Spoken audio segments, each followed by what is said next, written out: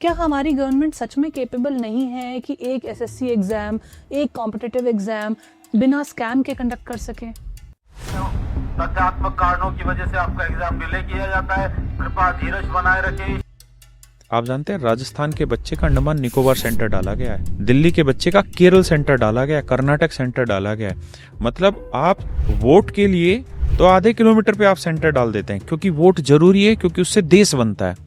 लेकिन जिस बच्चे को सेलेक्ट होके 40 साल सरकार में नौकरी करनी है, उसके सेंटर शार्प डालने 2-2 हजार किलोमीटर दूर। किस लिए?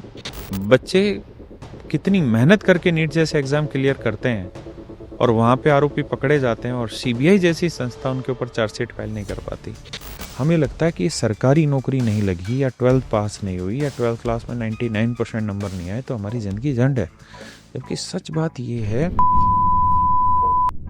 आस्था सिंह जैसी लड़कियां 21 साल में आईएएस बन जाती हैं और विजेंद्र यादव जैसा बच्चा 14 साल के संघर्ष के बाद आईएएस नहीं बन पाता। ऐसा क्या कारण है?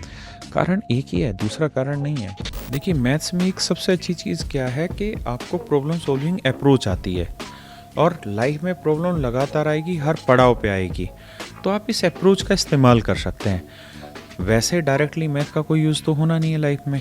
तो 10th और 12th के मार्क्स पे एक बच्चे की ज़िंदगी कैसे शेप अप होगी, कितना डिपेंड करती है? देखिए, मेरे विचार इसमें कुछ उल्टे हैं, लेकिन वो कुछ लोगों को बहुत गलत लगेंगे। मुझे लगता है कि पढ़ाई में आपके मार्क्स कितने आ रहे हैं इसकी इस समय कोई वैल्यू नहीं है। इस समय मतलब? इस करंट टाइम में। उसके कारण बताता हूँ। मैं उस दिन इतना रोया, इसलिए नहीं कि उसका सिलेक्शन हो गया, इसलिए रोया कि मुझे खुद पे दुख था कि मैं एज ए टीचर उस लड़के की कितनी इंसल्ट करता था। पेरेंट्स अपने बच्चों के इतने गहरे दोस्त बन गए हैं कि उन्होंने उनके एक्चुअल दोस्त खत्म कर दिए हैं। आपको ये बात समझनी होगी कि कामयाबी तेज भागने से नहीं मिलनी, कामयाबी लगातार भागने से मिलनी है। कोचिंग हो, स्कूल हो, प्राइवेट हॉस्पिटल हो। सच बात ये कि अगर ये लोग ना हो तो इस देश में हाहाकार हो जाए, क्योंकि सरकार ने तो बहुत सॉफ्ट तरीके से इन चीज़ों से अपनी जिम्मेदारी दूर कर ली। ऐसा क्यों होता है कि 2018 में जो वैकेंसी आई रेलवे में, वो वैकेंसी 2025 में आ रही है? उसके बाद आप 8-8 साल तक वैकेंसी नहीं ला रहे।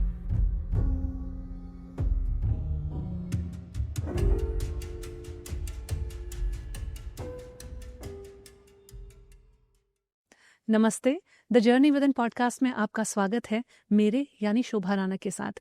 मैं एक इमोशनल इंटेलिजेंस और माइंडसेट कोच हूं और साथ ही इस पॉडकास्ट की होस्ट और क्रिएटर भी हूं।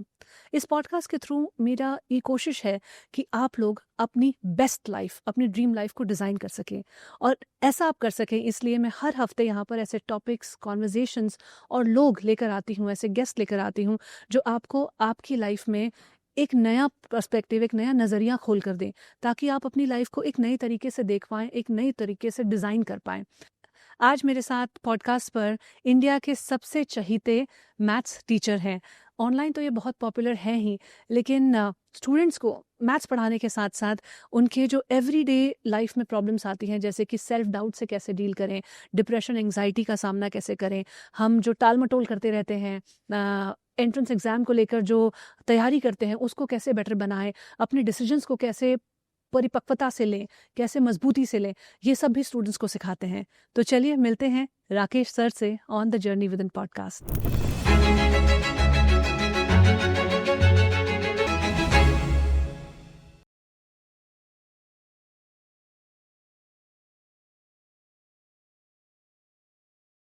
नमस्कार मैम, नमस्कार मेरे बच्चों। आप सभी का बहुत बहुत धन्यवाद इस पॉडकास्ट को सुनने के लिए।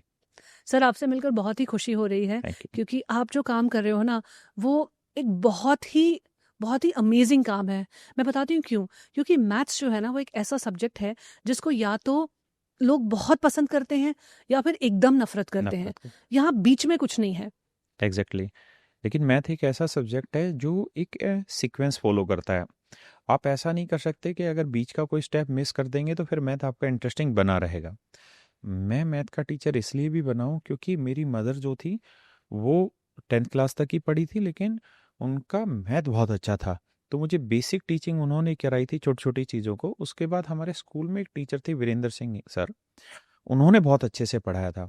और मैंने अक्सर ये देखा है कि जिन बच्चों का मैथ में इंटरेस्ट नहीं रहता, उसके पीछे कारण जो रहता है वो मेनली वो पहला टीचर होता है, या पहला जो भी टीचर जिन्होंने उनको कुछ सिखाया है। उनकी वजह से उसका इंटरेस्ट नहीं आता। और अगर आपको एक एज में या एक स्टेज में उसकी बेसिक चीज़ों की समझ तैयार हो जाती है, तो मुझे लगता है कि मैथ इकलौता ऐसा सब्जेक्ट है जिसमें आपको कुछ भी याद करना नहीं रहता। आप जो यहाँ पहले स्टेप पे चीज़ें पढ़ रहे हैं उसकी ज़रूरत दूसरे में होनी है, तीसरे पे जाएंगे तो इन दोनों की ज़रूरत होगी, चौथे स्टेप पे जाएंगे तो इन तीनों की ज़रूरत होगी। तो ये रिदम है, जैसे गाना गाते हैं तो एक रिदम होती है ना, तो मैथ भी एक किस्म की एक रिदम है पढ़ने की। इसलिए स्टार्टिंग जो है ना, वो बहुत ज़रूरी है कि वो ठीक से समझी जाए।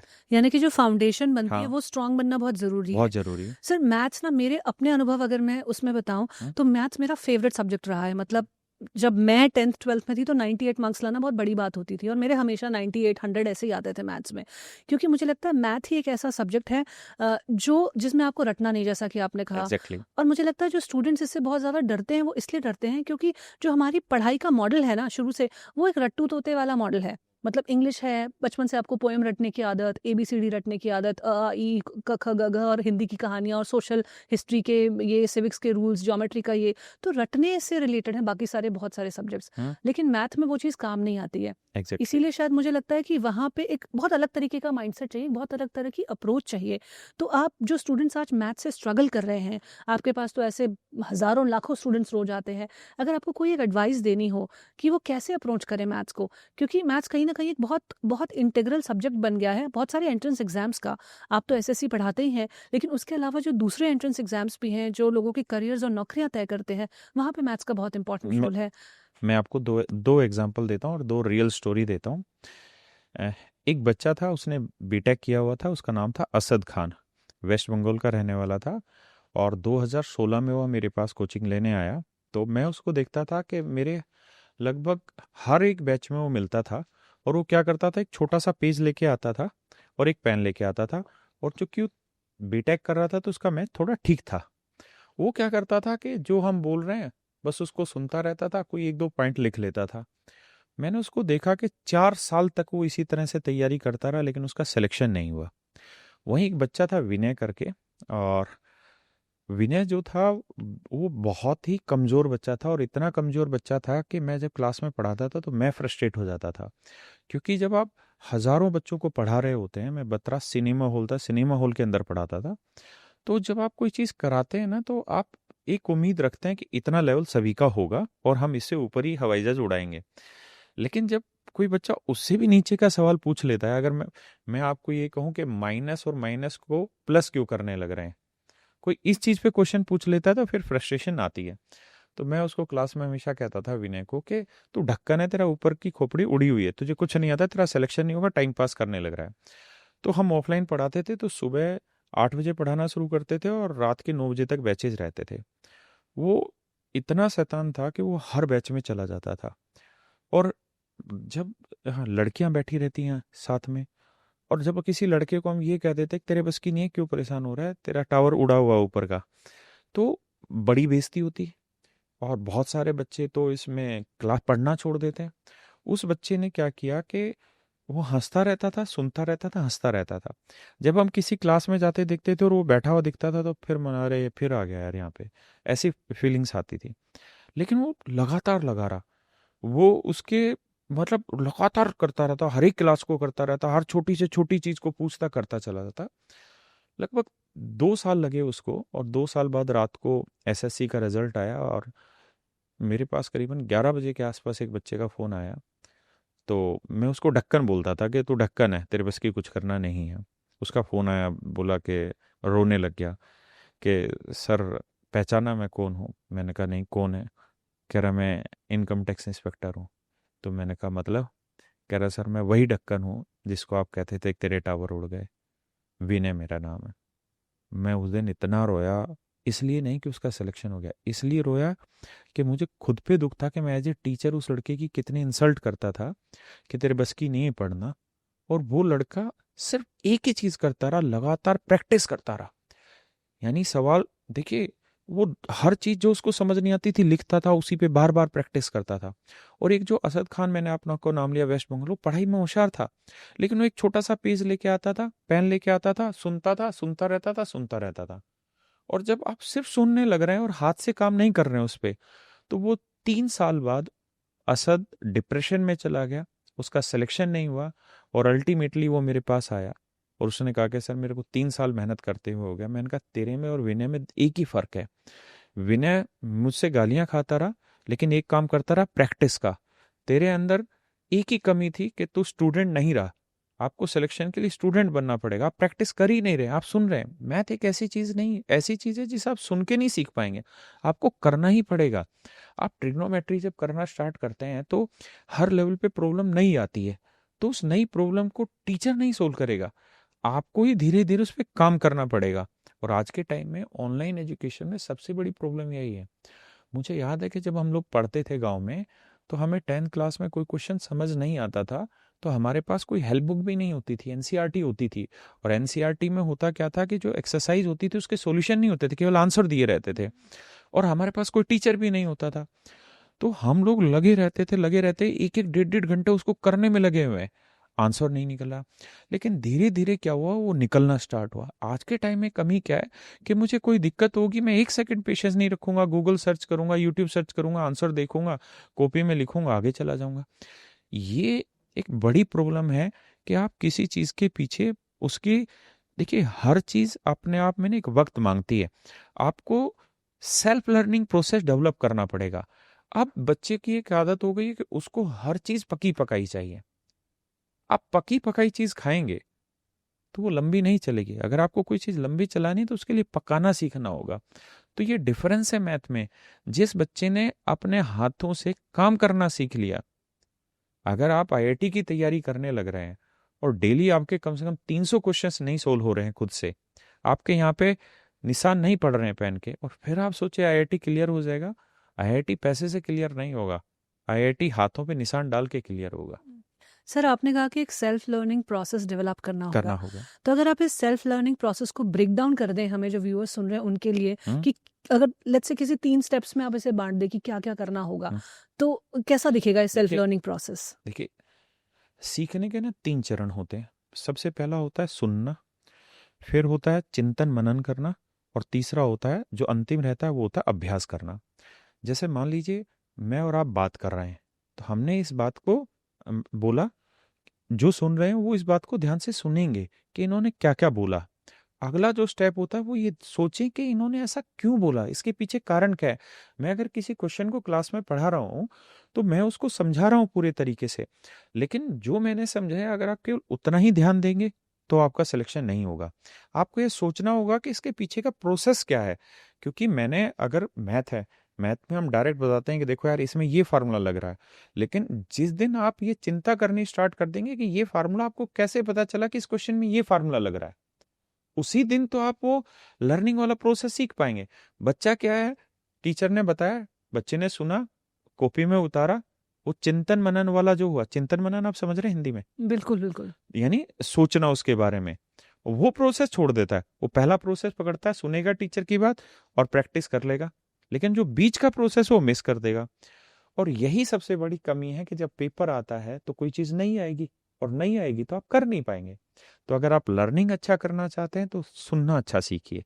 सुनने अच्छा सीखने के लिए आपको पेशेंस रखना होगा। एक कॉन्सेप्ट बताया जा रहा है, उस पूरे कॉन्सेप्ट को आराम से सुनिए। बहुत ऐसी कोशिश मत करिए कि इनिशियल स्टेज पे आपको बहुत कुछ पढ़ना है। कोशिश करिए कम पढ़ना है, लेकिन जो पढ़ना है वो अच्छे से पढ़ना है।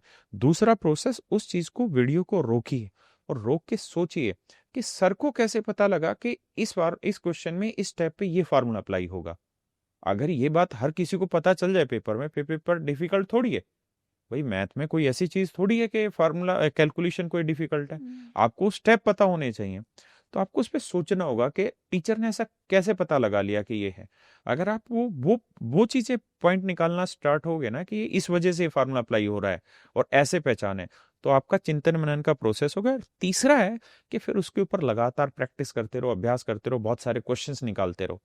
तो ये सीखने के 3 चरण हैं, सुनना, चिंतन मनन करना और अभ्यास करना। अगर आप इन तीनों चरण को कर लेते हैं तो आराम से हर एक बच्चे को हर चीज समझ में आएगी। तो बेसिकली सर, जो हम लोग अगर एक नॉर्मल भाषा में कहें तो हम इनपुट डालते हैं और आउटपुट निकालने की कोशिश करते हैं, लेकिन इस इनपुट और आउटपुट के बीच में जो होता है उस मैजिक की आप बात कर रहे हैं। उसको मिस करते हैं लोग। कोचिंग जो है वो एक तरह से एक माफिया बन गया आज की डेट में, आप उसके बारे में क्या कहना चाहते हो? कोचिंग माफिया में ऐसा नहीं है। कोचिंग माफिया बेसिकली कोचिंगों की रिक्वायरमेंट तब होती है जब सरकार अपनी चीज़ों को पूरी नहीं कर पाए। जैसे अभी आपने थोड़े दिन पहले एक न्यूज़ सुनी होगी कि उत्तर प्रदेश में 5,000 स्कूल ऐसे हैं जो बंद कर दिए गए या मर्ज कर दिए गए। वो एग्जैक्टली बंद करना ही होता है जब आप एक स्कूल को मर्ज कर देते हैं। तो मैं आपसे पूछ रहा हूँ कि क्या देश की जनसंख्या घटी? नहीं। क्या देश में गरीबी घटी? नहीं। फिर सरकारी स्कूल के बच्चे कहाँ गए? सरकारी स्कूल बंद कहाँ क्यों हो रहे हैं? क्योंकि सरकार ने ये मान लिया कि एजुकेशन एक ऐसा सेक्टर है, हेल्थ एक ऐसा सेक्टर है जिसका भार प्राइवेट लोग संभालेंगे। तो देखिए, आप प्राइवेट स्कूल बहुत हैं। अब तो हालात ये है कि आपको एक एक डिस्ट्रिक्ट में 20 प्राइवेट स्कूल मिल जाएंगे, आपको हर जगह प्राइवेट हॉस्पिटल मिल जाएंगे। अगर सरकार ये सारी चीज़ें कर देती तो क्या प्राइवेट लोगों को ये काम करना पड़ता? अब हम लोग कोचिंग कराते हैं। हम लोग कोचिंग क्यों कराने लग रहे हैं, या कोचिंग की ज़रूरत क्यों है? अगर कोई बच्चा अपनी 11th-12th क्लास में या 9th-10th 11th-12th क्लास में इतना अच्छे से पढ़ लेता और इतना अच्छा तैयार हो जाता कि वो कॉम्पिटिशन खुद ब खुद क्लियर कर लेता, तो शायद हमारी ज़रूरत नहीं होती। या सरकार 9th-10th 11th-12th में कुछ ऐसा स्किल डेवलप कर देती कि वो बाहर निकले और रोजगार ले ले। भाई आप ये बताइए कि आप 11th-12th क्लास में जो मैथ पढ़ने लग रहे हैं उसका क्या यूज आ गया लाइफ में? अगर मैंने 12th में मैथ और मेरे 100 में से 100 नंबर हैं और मैं आगे पढ़ाई नहीं करना चाहता, मैं कोई रोजगार लेना चाहता हूँ, तो बताइए कौन सा रोजगार मुझे मिलेगा? कोई रोजगार नहीं है। आप सिंगापुर में अगर ध्यान से देखेंगे तो सिंगापुर में 6th क्लास में ना बच्चे को प्लास और पेचकस पकड़ा दिए जाते हैं। वो उनसे काम करना सीख लेता है, इलेक्ट्रिसिटी का काम करना सीख लेता है, तो उस बच्चे को स्किल डेवलप करना सीख जाता है। 6th क्लास में चाइना में बच्चे फोन खोलना सीख जाते हैं। हमारे यहाँ बच्चे रील स्क्रॉल करना सीख रहे हैं, वहां पे फोन खोलना सीख रहे हैं, उसको ऑपरेट करना सीख ले रहे हैं। आप मुझे ये बताइए कि पिछले कितने साल हो गए आपको सुने कोई नया सुंदर पिचाई आया? क्यों नहीं आया? भाई पहले तो पेरेंट्स पढ़े लिखे नहीं होते थे, अनपढ़ होते थे, 5वीं 6ठी पास होते थे, लेकिन उनके बच्चे क्या बने? सुंदर पिचाई बने। उनके बच्चे क्या बने? बड़े बड़े क्रिकेटर बने। उनके बच्चे बने बड़े बड़े वकील बने, जिन्होंने आपका यूएन में जाके भी केस लड़ा भारत की तरफ से। डॉक्टर बन रहे हैं, इंजीनियर बन रहे हैं, आईएएस आईपीएस बन रहे हैं, साइंटिस्ट बनने लग रहे हैं। क्या अब वो साइंटिफिक डेवलपमेंट हो पाई? नहीं। इसरो जैसी कोई नई संस्था दोबारा से सेटल कर दी? नहीं। आपने जो लकीर पुराने लोगों ने खींच दिया, आज भी आप उसी लकीर पे जिंदा है और उसी लकीर पे चलने लग रहे हैं। कितने नए फाइटर जेट हमने बना दिए।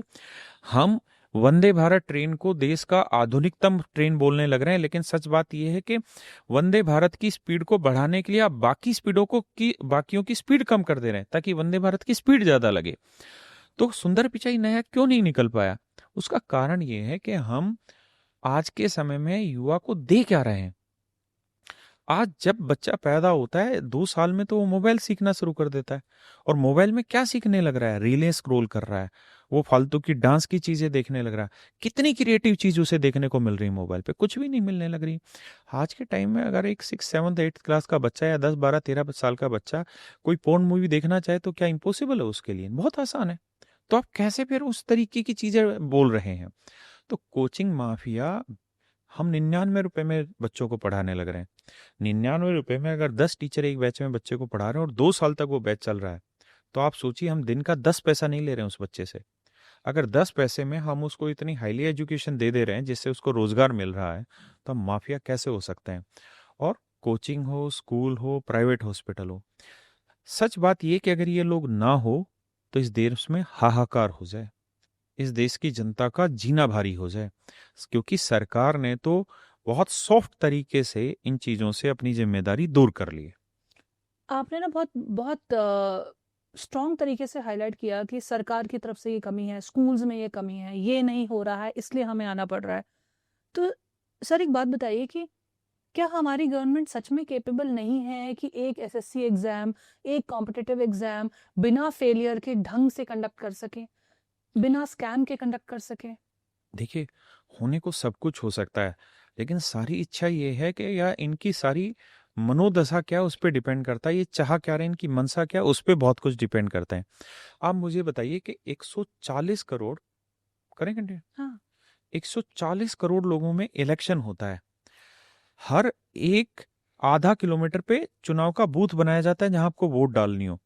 अगर आप इतने काबिल नहीं हैं कि आप चुनाव जो पोलिंग बूथ होता है वहां पे वोट डालने जाएं, अगर आपके इतने कैपेबल नहीं है तो आपके घर पे गाड़ी आ जाती है कि आप वहां जाके वोट डाल के आए। और पूरे भारत में चुनाव हो जाता है एक साथ और तीसरे चौथे दिन रिजल्ट आ जाता है, यानी आप 140 करोड़ लोगों में चुनाव करा लेते हैं। वो सब कुछ पॉसिबल है और एक गलती आपकी नहीं आती है। कहीं पे ऐसा नहीं होता कि भैया 10 स्टेट ऐसे हैं जहां पे एग्जाम चुनाव कैंसिल हो गया। लेकिन वहीं जब आप एग्जाम सेंटर्स की बात करते हैं जहां बच्चे पेपर देते हैं, आप जानते हैं राजस्थान के बच्चे का अंडमान निकोबार सेंटर डाला गया है, दिल्ली के बच्चे का केरल सेंटर डाला गया है, कर्नाटक सेंटर डाला गया है। मतलब आप वोट के लिए तो आधे किलोमीटर पे आप सेंटर डाल देते हैं, क्योंकि वोट जरूरी है, क्योंकि उससे देश बनता है। लेकिन जिस बच्चे को सेलेक्ट होके 40 साल सरकार में नौकरी करनी है, 60 साल की उम्र तक सरकार में नौकरी करनी है, उसके सेंटर आप डालने 2-2 हजार किलोमीटर दूर। किस लिए? तो सीधी सी चीज है, मनसा नहीं है आपकी। ऐसी कौन सी चीज है कि एग्जाम कंडक्ट कराने के लिए आपको डोनाल्ड ट्रंप की जरूरत है या एलन मस्क की जरूरत है कि वो ये सारी फैसिलिटी देगा तभी एग्जाम कंडक्ट होगा? जवाब बिल्कुल नहीं। आपके पास सब कुछ फैसिलिटी अवेलेबल है। यूपीएससी का एग्जाम कैसे टाइमली कंडक्ट हो जाता है? यूपीएससी जैसे पेपर में आज तक एक चीटिंग का केस आपको सुनाई नहीं देगा। वो कैसे कंडक्ट हो जाता है और बाकी डिपार्टमेंट में क्यों नहीं कंडक्ट होता? ऐसा क्यों होता है कि 2018 में जो वैकेंसी आई रेलवे में, वो वैकेंसी 2025 में आ रही है? उसके बाद आप 8-8 साल तक वैकेंसी नहीं ला रहे। इसमें इच्छा किसकी है? सरकार की। सरकार ही नहीं चाहते उन चीजों को लेकर आना। तो मुझे तो सारा खेल सरकार की मंशा का लगता है। और कई बार क्या होता है कि सरकार की भी मंशा ठीक होती है, लेकिन नीचे के जो अधिकारी होते हैं, देखिए कई बार क्या होता है कि जब आप एसी कमरों में बैठने लगते हैं ना, तो आपको बहुत सारी चीजें इजी लगती है। यार that's very easy to take a flight from Delhi and go to Andaman Nicobar. उनके लिए बहुत आसान है ये कहना। क्यों? क्योंकि वो एक आईएएस है, उनके पास सरकार के द्वारा सारी फैसिलिटी, उनके बच्चे मर्सिडीज में घूमने लग रहे हैं। लेकिन जो एक गरीब बच्चा है, एक गरीब बच्चा जो झुग्गी झोपड़ी में रहने लग रहा है, जिसके माँ बाप रेहड़ी पे काम करते हैं या रेहड़ी चलाते हैं, अंडे उबालने की रेहड़ी है या किसी की खेतों में काम करते हैं, उसके लिए इजी नहीं है कि आप फ्लाइट पकड़े और अंडमान जाए और फिर अंडमान से वापसी आए। हम ये और कहते हैं इतना करने के बावजूद भी एग्जाम कैंसिल हो जाए, एग्जाम सेंटर कैंसिल पे होता जाकर है आपको पता चले कि एग्जाम ही नहीं हो रहा है। और सरकार पता है क्या कहती है? बड़े बड़े शिक्षाविद क्या कहते हैं? यार हमें समझ में नहीं आता, नए नए स्टार्टअप आप लोगों को करना चाहिए, बिजनेस करना चाहिए। अरे जिसके घर पे रोटी नहीं है ना, वो पहले रोटी की सोचता है, उसके बाद वो ये देखता है कि जो संसाधन मेरे पास हैं, उन संसाधनों से मैं बेस्ट कैसे करूं। तो उसको सबसे पहला काम यही दिखता है कि यार 100-200 रुपए लगते हैं, सरकारी नौकरी का फॉर्म भरते हैं और तैयारी करते हैं 2-3 साल। ये बिजनेस तो बाद में करता ही है ना। और हम साथ में ये दिखाते हैं कि देखिए इस आदमी ने स्टार्टअप क्या इतना कर दिया। अरे भाई साहब, 1 लाख में एक आदमी ने स्टार्टअप कामयाब कर दिया, तो ये भी तो बताओ कि 99,999 नाकामयाब भी हो गया आपकी पॉलिसी की वजह से। उन और आदमी मोटिवेट होता है उस एक आदमी को देखकर, लेकिन आदमी डिमोटिवेट होता है उस 99,999 लोगों को देखकर। वो जो एक आदमी कामयाब हो वो उनके आसपास का नहीं होता, लेकिन 99,999 आदमी उन्हीं के आसपास के होते हैं। सर आप कह रहे हो कि सरकार की मंशा नहीं है एग्जाम्स को फेयरली कंडक्ट कराने की, इसी वजह से फेलियर बार बार हर साल हर 6 महीने में हम ऐसा हाहाकार देखते हैं। कई बार सरकार की नहीं होती और कई बार अधिकारियों की नहीं होती। हमने पिछले साल भी देखा, अक्टूबर नवंबर में बहुत माहौल बना, उस टाइम भी एसएससी सीजीएल के एग्जाम में बहुत स्कैम पकड़ा गया। अभी फिर से एसएससी का स्कैम चल रहा है। अभी कुछ 15-20 दिनों बाद एक और परीक्षा आने वाली है एसएससी की, सीजीएल की परीक्षा दोबारा से होने वाली है बिल्कुल 13 अगस्त है, 13 अगस्त से, जिसमें 28 लाख 28 लाख एप्लीकेंट्स होने वाले हैं। तो वो कैसे होगा? और रेलवे के भी 7 अगस्त से एग्जाम है जिसमें 65 लाख बच्चे बैठ रहे हैं। 65 लाख बच्चे? हाँ, रेलवे में ग्रुप डी की जो वैकेंसी है उसमें 1,08,00,000 बच्चे बैठ रहे हैं, लेकिन उसकी वैकेंसी कोर्ट केस की वजह से फंसी हुई है। तो सर इतने बड़े बड़े नंबर्स में जो एग्जाम होने हैं कैसे कंडक्ट होंगे? और आजकल एडिक्विटी के बारे में लोग बहुत बात कर रहे हैं कि एडिक्विटी को ये एग्जाम्स कराने का कॉन्ट्रैक्ट कैसे मिला और क्यों मिला? वो तो एलिजिबल भी नहीं है इसे कराने के लिए, और पास्ट में भी वो काफी फेलियर कर चुके हैं इसमें। तो इस पे आप क्या कहना चाहोगे? देखिए, आप लोगों ने भी कभी कंपटीशन के एग्जाम दिए होंगे, आपने कभी भी ये नहीं सुना होगा कि एग्जाम कंडक्ट कौन करा रहा था। आप हमेशा बोर्ड की बात करते थे। हमें तो पता ऐसे नहीं था, हाँ, हमें तो गवर्नमेंट ही कराती है। गवर्नमेंट ही कराती है। हम एसएससी की बात करते हैं, यूपीएससी की बात मतलब ये करते भी हैं, मुझे अब पता चला है कि टीसीएस कराया करती थी, क्योंकि या एडिक्विटी का एडिक्विटी नाम, कराएगी अब। हाँ, राइट, हाँ, ये सब हमें बच्चे कभी को इस पता चीज नहीं से था। क्या ही मतलब है? और बच्चा इस बात पे क्यों अपने विचार दे कि कौन कराए कोई नहीं? बच्चे को तो मतलब ये है कि हम पैसे देने लग रहे हैं, आपको 500-500 रुपए फीस दे रहे हैं, अब आप जिस मर्जी से एग्जाम कंडक्ट कराइए, लेकिन ठीक से करा दीजिए। तो एडिक्विटी को या कोई भी संस्था हो, इससे बच्चे को मतलब नहीं है। ये लोग सरकार अब राम जाने क्या ऐसी पॉलिसी लाते हैं कि 2018 में टेंडर इन लोगों ने निकाला और इन्होंने कंडीशन रखी कि जिस कंपनी का 100 करोड़ टर्नओवर होगा वो बिड में अप्लाई कर पाएगा, उसमें एडिक्विटी अप्लाई नहीं कर पाया। 2024 में इन्होंने एक कंडीशन डाल दी कि नहीं, 30 करोड़ रुपए तक जिस कंपनी का टर्नओवर है वो अप्लाई कर सकता है। तो आप सोचिए, 18 में 100 करोड़ और अब 30 करोड़। आप बात कर रहे हैं स्टार्टअप्स की, महंगाई की, मतलब आप पहले 100 करोड़ की कंडीशन रखते थे, अब 30 ही करोड़ की कंडीशन है, यानी क्राइटेरिया कम हो गया। कम हो गया। तो वो तो सरकार जानती होगी या तो विभाग आपको क्यों जानता लगता होगा, है कि ऐसे ऐसे क्यों हुआ? आयोग की मंशा रही होगी कुछ, या आयोग को लगा होगा कि 30 करोड़ वाला या कम वालों को अप्लाई कराएंगे तो कुछ ज्यादा बेटर हो पाएगा। और उन्होंने इतना बेटर किया है कि ऐसी ऐसी जगह एग्जाम सेंटर डाले हैं जहां सामने तबेला है भैंसों का, ऊपर बैंक्वेट हॉल है। तो इसका समाधान क्या है? इसका समाधान है, बड़ा ही सिंपल है। देश में वो सारी व्यवस्थाएं हैं जिससे ये एग्जाम ठीक से कंडक्ट कराए जाते हैं। यूपीएससी कैसे कंडक्ट करा लेता है, इससे पहले भी एग्जाम होते थे, वो कैसे कंडक्ट हो जाते थे। टीसीएस ही करा रहा था, रेलवे में टीसीएस करा रहा है, टीसीएस ने हजारों गड़बड़ियां की है। देखिए, एक बड़ी सिंपल सी चीज है, अभी आपने एक खबर पढ़ी होगी 2-3 दिन पहले की कि नीट का पेपर आउट हुआ था। तो नीट का पेपर जब आउट हुआ तो सीबीआई को केस दे दिया गया। सीबीआई ने एक आदमी को पकड़ा, वो किसी पार्टी से शायद रिलेटेड भी है, और 90 दिन तक उसकी कोई चार्जशीट पेश नहीं की। कोर्ट ने कहा कि अगर आप 90 दिन तक चार्जशीट पेश नहीं कर पाए तो उसको जमानत दे दी गई। अब आप समझ सकते हैं कि नीट जैसा एग्जाम जिसमें बच्चों के चश्मों के नंबर बदल जाते हैं, बच्चे कितनी मेहनत करके नीट जैसे एग्जाम क्लियर करते हैं, और वहां पे आरोपी पकड़े जाते हैं और सीबीआई जैसी संस्था उनके ऊपर चार्जशीट फाइल नहीं कर पाती, और इस वजह से कोई जमानत ले जाता है। क्यों ना कड़ी से कड़ी सजा रखी जाए ऐसे में, कि अगर इस तरह से कोई पकड़ा जाए तो उस पर भयंकर से भयंकर सजा डाली, करेगा ही नहीं वो कोई काम। तो मतलब कहीं ना कहीं पूरे प्रोसेस में बहुत सारे लूप होल्स हैं जिनको टाइट करना जरूरी है। मुझे लगता है प्रोसेस दोबारा से रीबूट करने की जरूरत है, एक एक अच्छा, चीज को दोबारा से लिखने की जरूरत है, एक एक चीज को नए सिरे से पालन करने की जरूरत है।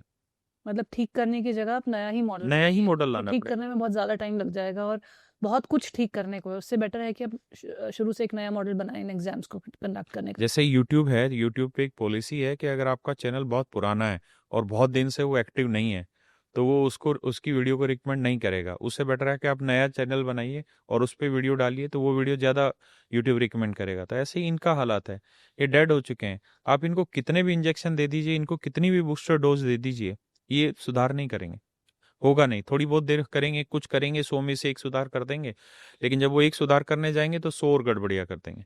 क्योंकि मैं योग की भी बहुत सालों तक स्टूडेंट्स रही हूँ और मैंने एक अपनी दूसरी मास्टर्स डिग्री योग में की है। तो उसमें इनहेल और एक्सेल के बीच में जो वक्त आता है ना, वहाँ पे मैजिक होता है, वही प्राणायाम है। तो वो वाला जो बीच का मैजिक है ना, उसको कैसे बेटर करें, जो आपने जिसे चिंतन कहा, मनन कहा, जैसे हम कंटेम्पलेशन या मेडिटेशन भी कह सकते हैं, कैसे करें? अच्छा, मैंने ना ये चीज खुद पे आजमा के देखी, तो मैं आपको बता रहा हूँ। मतलब यूट्यूब पे कौन ऐसा है जो योग नहीं सिखा रहा है, हर कोई सिखाने लग रहा है, हर एक्सरसाइज करने लग रहे हैं। मैं ऋषिकेश गया और मैंने 7 दिन के लिए योगा की ट्रेनिंग ली, और मैं खुद भी रोज कर रहा था उससे पहले। तो मैंने वहाँ एक चीज महसूस की कि अगर आप किसी चीज की प्रॉपर ट्रेनिंग लेते हैं ना, तो आप उस चीज के, आप यूट्यूब से कोई चीज सीख रहे हैं तो बेसिकली आप उसके 100 में से 1 ही% चीज सीख रहे हैं, क्योंकि आप में वो ऑब्जर्वेशन स्किल हो ही नहीं रहा है। देखिए, आप किसी चीज में सुधार तभी कर पाएंगे जब आप उस कमी को ढूंढ पाए। और बहुत बार क्या होता है कि मैं अपनी कमी खुद नहीं ढूंढ पाता, वो एक प्रोसेस है जो बहुत लेटर ऑन आता है। लेकिन जो सिखा रहा है, जैसे मैं ऋषिकेश गया, तो ऋषिकेश गया तो मैं जब सूर्य नमस्कार करने लगा या सांसों पर कंट्रोल करने लगा, या तो मैंने देखा कि बहुत सारी ऐसी चीजें जो सामने वाला तुरंत रीड कर लेता है हमारे चेहरे पे, या तुरंत बताता है कि नहीं नहीं नहीं, ये गलत करने लग रहे हो। तो सबसे बड़ी जो चीज है ना लाइफ में, वो ये है कि आपको ये पता चले कि एग्जैक्टली आपको प्रॉब्लम क्या है। और जिस दिन आप वो प्रॉब्लम फाइंड आउट कर लेंगे तो सॉल्यूशन हर प्रॉब्लम के हैं, और सॉल्यूशन हर कोई ढूंढ सकता है, बट प्रॉब्लम आप ढूंढ लीजिए। जो आपने सांसों वाला कहा, जो बीच का गैप रहता है, उस प्रॉब्लम को सर्च आउट कर दीजिए कि वो प्रॉब्लम है क्या और वो कितने टाइम का गैप है। तो वो सारी चीजें जिसके थ्रू आप सही कर सकते हैं बेसिकली एक जिज्ञासा, एक क्यूरियोसिटी रखनी पड़ेगी उस पड़ेगी। बीच वाली चीज के लिए। बीच वाली चीज के लिए। जैसा आपने कहा ना कि चिंतन मनन कीजिए कि जो टीचर ने बोला है वो क्या बोला है। तो कुछ ऐसा है कि एक तो आपने रट के फॉर्मूला समझ लिया और फॉर्मूले को लगा के आंसर बना लिया, लेकिन जो बीच का है कि इससे और किस तरह की प्रॉब्लम सॉल्व हो सकती है। अगर मैंने स्पीड का कॉन्सेप्ट सीखा तो कहाँ कहाँ अप्लाई हो सकता है, अगर मैंने इंटीग्रेशन सीखा है तो फिर इसका इस जगह पे कैसे एप्लीकेशन होगा, उस जगह पे कैसे एप्लीकेशन होगा। तो जब ये हम सोचने लग जाएंगे तो कहीं ना कहीं हम उस रट्टू तोते वाले माइंडसेट से बाहर निकलेंगे। और ये पेरेंट्स को भी करना चाहिए। अभी मेरी 2 बेटियां हैं और 1 बेटा है, तो जब मैं उनके साथ बैठता हूँ तो मैं उनके साथ इसी तरीके की क्रॉस क्वेश्चनिंग कराता हूँ। वो मुझसे कुछ क्वेश्चन पूछते हैं। मेरी छोटी बेटी जो है वो अभी 5th क्लास में है, तो वो क्वेश्चन इस तरह से पूछेगी कि पापा कोई ऐसा गेट बताओ जिससे हर कोई निकल सकता है। तो मैं नहीं, ऐसा गेट बताओ जिससे कोई निकल नहीं सकता। तो बहुत देर सोचते मुझे पता सोचते ही है। मुझे पता है क्योंकि आप बच्चों से टच रहते होंगे। तो उसने फिर थोड़ी देर बाद बोला कोलगेट बोलो। कोलगेट। हाँ, तो ऐसे सवाल पूछते रहते हैं। अब आप जान के हैरान रह जाएंगे कि यूपीएससी में ये सवाल आ रहे हैं। यूपीएससी में एक क्वेश्चन पूछा, मैं आपको समझाता हूँ, आप जवाब दीजिएगा उस चीज़ का। और बड़े मज़ेदार क्वेश्चन है ऐसे। और ये हमें हमारी दादी नानी कहानियां सुनाया करती थी, और यही क्वेश्चन आपके रीजनिंग इंटेलिजेंस में पूछे जाते हैं। वाओ। तो उसमें क्वेश्चन था 2018 यूपीएससी सी सेट में क्वेश्चन पूछा गया। एक बकरी है, ठीक है, एक शेर है और एक घास है, और एक नाव है। नाव से नदी से यहां से यहां तक पार करना है आपको। नाव में बैठ के यहां से यहां तक जाना है, और तीनों जानवरों को वहां लेकर जाना है। नाविक है, लेकिन कंडीशन ये है कि नाविक अपने साथ कोई एक ही चीज नाव में ले जा सकता है। घास ले जाए, शेर ले जाए या बकरी ले जाए। समस्या ये है कि अगर वो शेर को लेके जाता है तो बकरी घास खा जाएगी, ठीक है, और अगर वो घास को लेके जाता है तो शेर बकरी को खा जाएगा। तो एक साथ एक बार में केवल वो एक ही जानवर लेके जा सकता है। तो बताइए मिनिमम कितने अटेम्प्ट लगेंगे कि वो यहां से वहां तीनों जानवरों को पहुंचा दे। ये क्वेश्चन सी सेट में पूछा गया, जिसके थ्रू आप आईएएस बनाते हैं। तो ये जो जिम्मेदारी है ना, ये पेरेंट्स की है कि ऐसे सवाल ढूंढें। आप सोशल मीडिया पे रीलें ना देखें, बल्कि ऐसे क्वेश्चंस ढूंढें और अपने बच्चे से पुट करें ऐसे क्वेश्चन। जो चिंतन मनन आपने मुझसे पूछा था ना कि कैसे करें, वो डेवलप कैसे करें, वो डेवलप बच्चे को नहीं करना, हमें कराना है। और वो इनिशियल स्टेज पे कराना है, ताकि वो प्रॉब्लम्स के सॉल्यूशन ढूंढने की ओर जाए। आज ऐसा क्यों होता है कि छोटी एज के बच्चे अपने जीवन से हाथ धो बैठते हैं? डिप्रेशन की बीमारी, क्या आपने कभी सुनी थी अपने टाइम में कि 10वीं 11वीं 12th क्लास का बच्चा डिप्रेशन में? क्या आपने कभी सुना था कि 60-65 साल का आदमी डिप्रेशन में? कभी नहीं सुना होगा उस एज में। आज से 25-30 साल पहले किसी ने नहीं सुना होगा। कारण क्या है कि हमारी दादी नानियां कहानियां सुनाया करती थी, भूतों की कहानियां सुनाया करती थी, परियों की कहानियां सुनाया करती थी। मेरे दादा खेत कंधे पे बैठा के खेतों में हल चलाया करते थे, तो ये बातें करते रहते थे। तो उससे क्या होता है कि धीरे धीरे आप प्रॉब्लम सॉल्विंग अप्रोच लाते हैं। तो ये छोटे छोटे सवाल पेरेंट्स को पूछने होंगे। रीलों से बच्चे का तो दिमाग आप डल करते जा रहे हो, वो एक वक्त के बाद बिल्कुल जीरो हो जाएगा। उसको डिप्रेशन भी मिलेगा, उसको एंजाइटी भी मिलेगी, वो लाइफ की एक्चुअल प्रॉब्लम से फाइट भी नहीं कर पाएगा। तो अगर आप चाहते हैं कि वो इन चीजों से लड़े, तो उसके लिए जरूरी है कि उसको चिंतन मनन के प्रोसेस को डालें, कि वो सोचे तो सही। जैसे मैंने मेरी बेटी से ही सवाल पूछा, तो तीनों में से एक ने बता दिया, छोटे वाली ने। क्यों? क्योंकि वो थोड़ी सी ज्यादा एक्टिव है इन चीजों में। जो दोनों बड़े बच्चे वो जवाब नहीं दे पाए। तो कमी उन तो इसका बच्चों। जवाब क्या है? इसका जवाब बड़ा सिंपल है कि फर्स्ट टाइम पे वो क्या करेगा कि बकरी को लेगा। बकरी को लेकर जाएगा। जैसे बकरी लेगा, यहाँ से यहाँ पे बकरी को छोड़ देगा, ये नाव से लेगा, यहाँ बकरी छोड़ के वापसी आएगा। नेक्स्ट टाइम पे फिर क्या करेगा, घास लेगा, घास यहाँ पे छोड़ देगा और बकरी को वापसी ले फिर आएगा। ले आएगा। फिर शेर को लेगा, शेर को यहाँ छोड़ देगा, तो शेर बकरी को खा नहीं पाएगा, घास वापसी को नहीं आएगा। खा पाएगा। हाँ सॉरी, बकरी घास को नहीं खा पाएगा, फिर वापसी बकरी को ले जाएगा, यहाँ पे ले यहाँ आएगा। पे ले आएगा। करेक्ट। ठीक है। अभी 2023 में यूपीएससी सी सेट में क्वेश्चन आया, और सुन के आप हैरान रह जाएंगे कि बच्चे कर नहीं पाए उस क्वेश्चन को। और मैं हैरान था कि ये क्वेश्चन क्यों नहीं हुआ बच्चों से सोल्व। उसमें क्वेश्चन था, ये 4 आदमी हैं, ए बी सी डी, और इनको यहां से इस ब्रिज को पार करना है। रात को अंधेरा है, ये इस ब्रिज को 10 मिनट में पार कर सकता है, ये इस ब्रिज को 8 मिनट में पार कर सकता है, ये इस ब्रिज को 6 मिनट में पार कर सकता है, और ये इस ब्रिज को 4 मिनट में पार कर सकता है। कंडीशन ये कि अंधेरा होने की वजह से यहाँ पे एक लालटेन रखिए, उस लालटेन को लेके जाना है और यहाँ पे जाना है और वापसी आना है। उस लालटेन को वापसी भी छोड़ना है। लेकिन कंडीशन ये है कि एक साथ 2 ही आदमी जा सकते हैं, और जिसकी स्पीड धीरे होगी उसकी स्पीड से जाना होगा। तो बताइए कितना मिनिमम टाइम रिक्वायर्ड होगा कि वो चारों के चारों यहाँ पे पहुंचा और लॉल्टेन यहाँ पे रखी जाए। इसमें सिर्फ इतना सोचना था कि हमें असली जो गेम है ना, वो जिसकी स्पीड फास्टर है उसको पकड़ना पड़ेगा। अगर ये आदमी डी 4 मिनट में इसको पार कर लेता है तो ए और डी दोनों को मिला के लेके जाएंगे।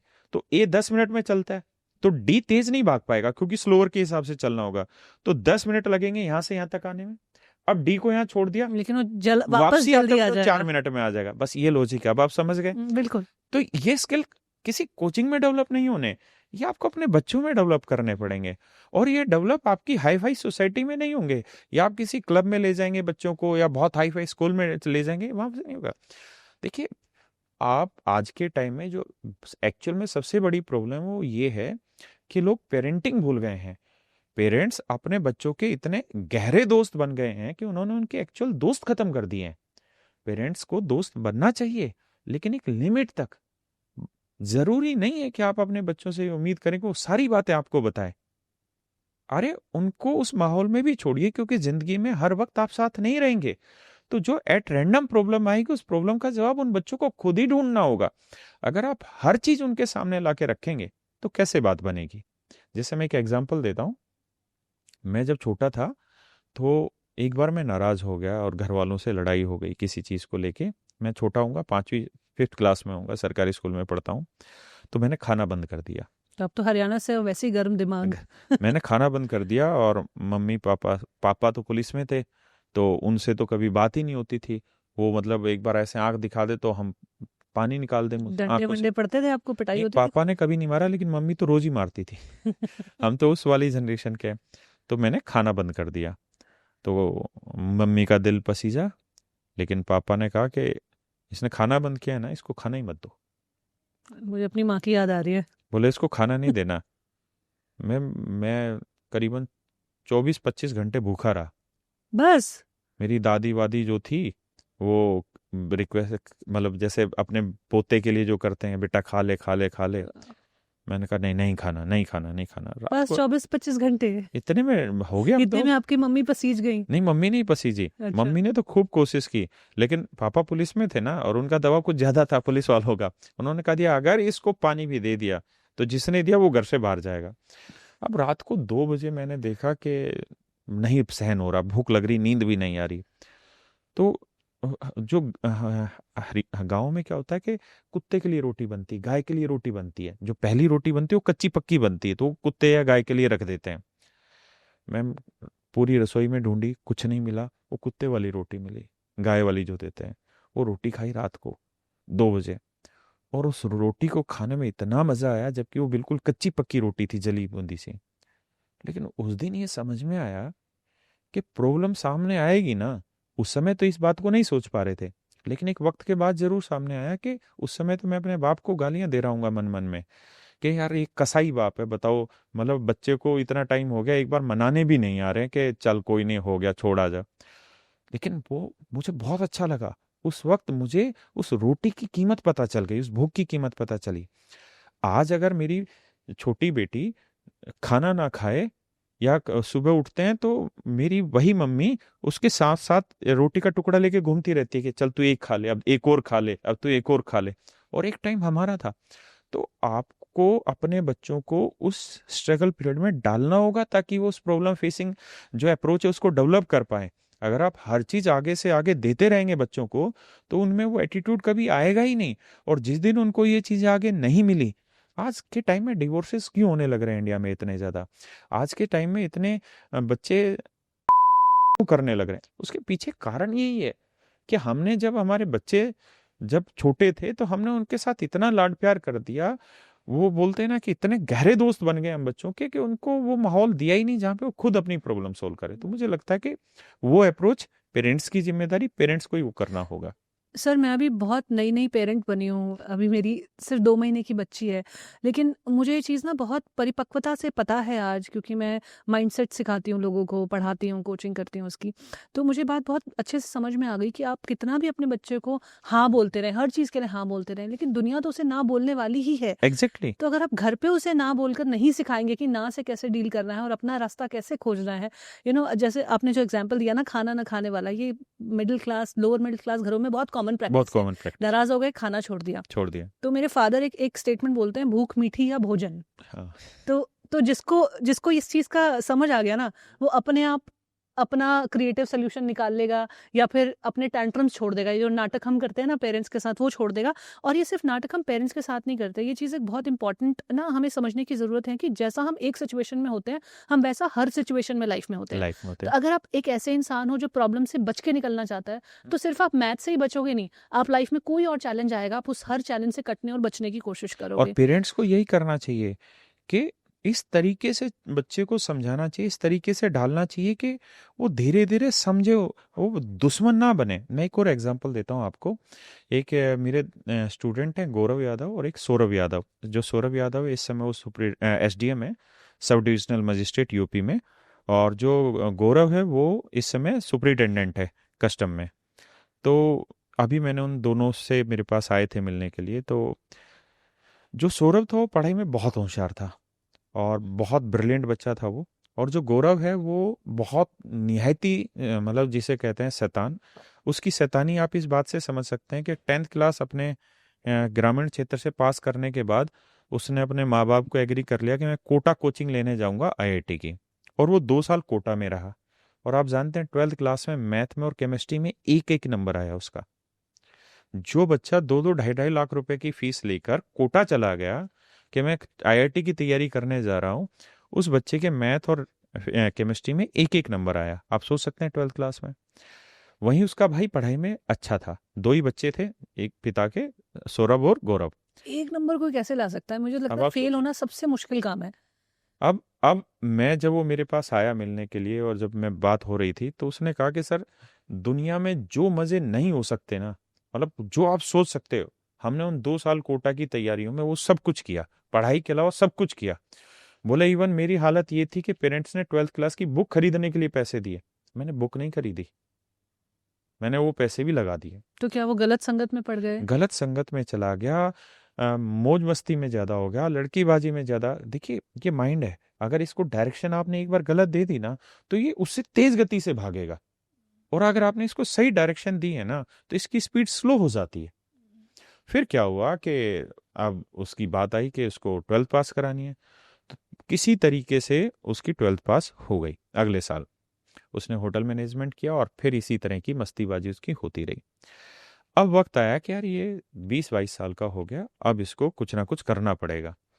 तो जो सौरभ था वो मेरे पास बैच लेने के लिए पढ़ रहा था, उसका बैच। इंटेलिजेंट था। हाँ वो इंटेलिजेंट था, मेरे पास कोचिंग ले रहा था। 13 तारीख को बैच स्टार्ट हुआ था, 13 जून को। तो 13 जून को जब बैच स्टार्ट हुआ तो सौरभ ने रैंडमली अपने घर पे फोन किया कि ऐसे ऐसे राकेश सर का बैच स्टार्ट हुआ है, तो गौरव को भेज दो। तो उसके पेरेंट्स ने कहा कि नहीं, तू एक पढ़ ले वो ठीक है, अगर ये तेरे साथ जाएगा तो तुझे बर्बाद कर देगा। तो उसने कहा कि ठीक है कोई नहीं, से 10 दिन के लिए भेज दो, पढ़ा तो ठीक है, नहीं तो वापसी भेज देंगे। उस सौरभ ने उसके साथ क्या किया, उससे पैसे छीन लिए सारे, उसका मोबाइल ले लिया और उसको एक ही चीज कहा, तू बस इस रूम में रह, इस रूम से बाहर नहीं जाएगा, तुझे जितना सोना है सो, पढ़ने का मन है तो पढ़ ले, नहीं पढ़ने का मन है तो मत पढ़। मैम उस गौरव ने, जो शैतान था, उसने 3 महीने 24 घंटों में 16-16 घंटे सोया वो, क्योंकि उसको पढ़ना नहीं था। 3 महीने 16-16 घंटे सोया वो। मेरे चैनल पे उसका पॉडकास्ट है। उसने कहा कि सर जब मैं 3 महीने थक गया ना सो सो के, कि क्या खाऊं क्या करूं, भाई ने एक ही चीज कह दी थी, तुझे कुछ नहीं कहूंगा, पैसे नहीं दिए तो उस तेरे को एक भी पैसा नहीं दूंगा, बाहर नहीं जाएगा और इसी रूम में रह ले, सोता रह, पढ़ मत। कहता 3 महीने ऐसे हुए जिसमें मैं सो सो के थक गया। उसके बाद मैं जबरदस्ती के चलो 10 मिनट के लिए अब किताब ही खोलने, टाइम पास ना हो। और उसने वो 3 महीने की तैयारी उसके बाद ऐसी कर दी कि जो सौरभ 6 साल से तैयारी कर रहा था, गौरव ने मात्र 3 महीने में अंडर 100 रैंक निकाली ऑल ओवर इंडिया, सिर्फ 3 महीने में। और सौरभ से बढ़िया पोस्ट पे सिलेक्शन लिया। सौरभ का सिलेक्शन हुआ एक्साइज इंस्पेक्टर, जीएसटी इंस्पेक्टर, गौरव का सिलेक्शन हुआ कस्टम इंस्पेक्टर। फिर सौरभ चूंकि मेहनती था तो उसके बाद उसने यूपी पीसीएस क्लियर किया और वो एसडीएम लगा। तो एक राम मिल गया उसको, भाई यानी भाई के रूप में राम मिला, जिसने उसको उसको बदलने का एक तरीका बताया कि तू एक इस रूम में रहना है तुझे, तू सो ले या पढ़ ले।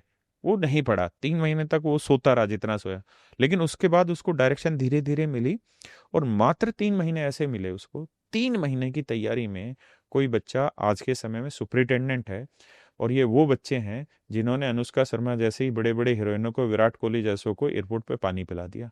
अनुष्का शर्मा वो स्टोरी बता रहा था मुझे, बेसिकली इनकी पावर होती है एयरपोर्ट पे, आप कोई पर्स लेके आते हैं, आप कुछ भी लेके आते हैं, डिक्लेयर कुछ, करना पड़ता है हाँ। कस्टम्स पे। और ये जो था गौरव, ये दिमाग से बहुत खुरापाती आदमी है। वो कर ही रहा था बचपन से खुरापात। उसने उसने खुरापातों का, आप ही समझिए, पीएचडी कई बार की होगी वो खुरापातों की बिल्कुल PhD। तैयार हो गया था जिस हाँ, जॉब पे वो पहुंचा तो उसके लिए। अनुष्का शर्मा कोई बैग लेके आई होगी, महंगा बैग, और उसका जो बिल था वो उसके पीए के नाम था। तो वो पीए की अगली फ्लाइट थी, तो उसने उसको बैग को नहीं ले जाने दिया। 4 घंटे अनुष्का शर्मा को बैठाए रखा। विराट कोहली उसको फोन पे आपस में एक बातचीत कर रहा, तो बता रहा था वो मुझे ये सारी चीजें। तो मेरा कहने का मतलब कुल मिला के ये है कि अगर आप एक बिगड़ेल से बिगड़ेल दिमाग को 3 महीने सही डायरेक्शन दे देते ना, तो वो कमाल कर दिखा सकता है जो आप सोच भी नहीं सकते। इसलिए ये किसी भाई की जिम्मेदारी है, किसी दोस्त की जिम्मेदारी है, या आप जैसे पॉडकास्टर की जिम्मेदारी है, या पेरेंट्स की जिम्मेदारी है कि उस दिशा को ठीक डायरेक्शन में लेकर जाएं।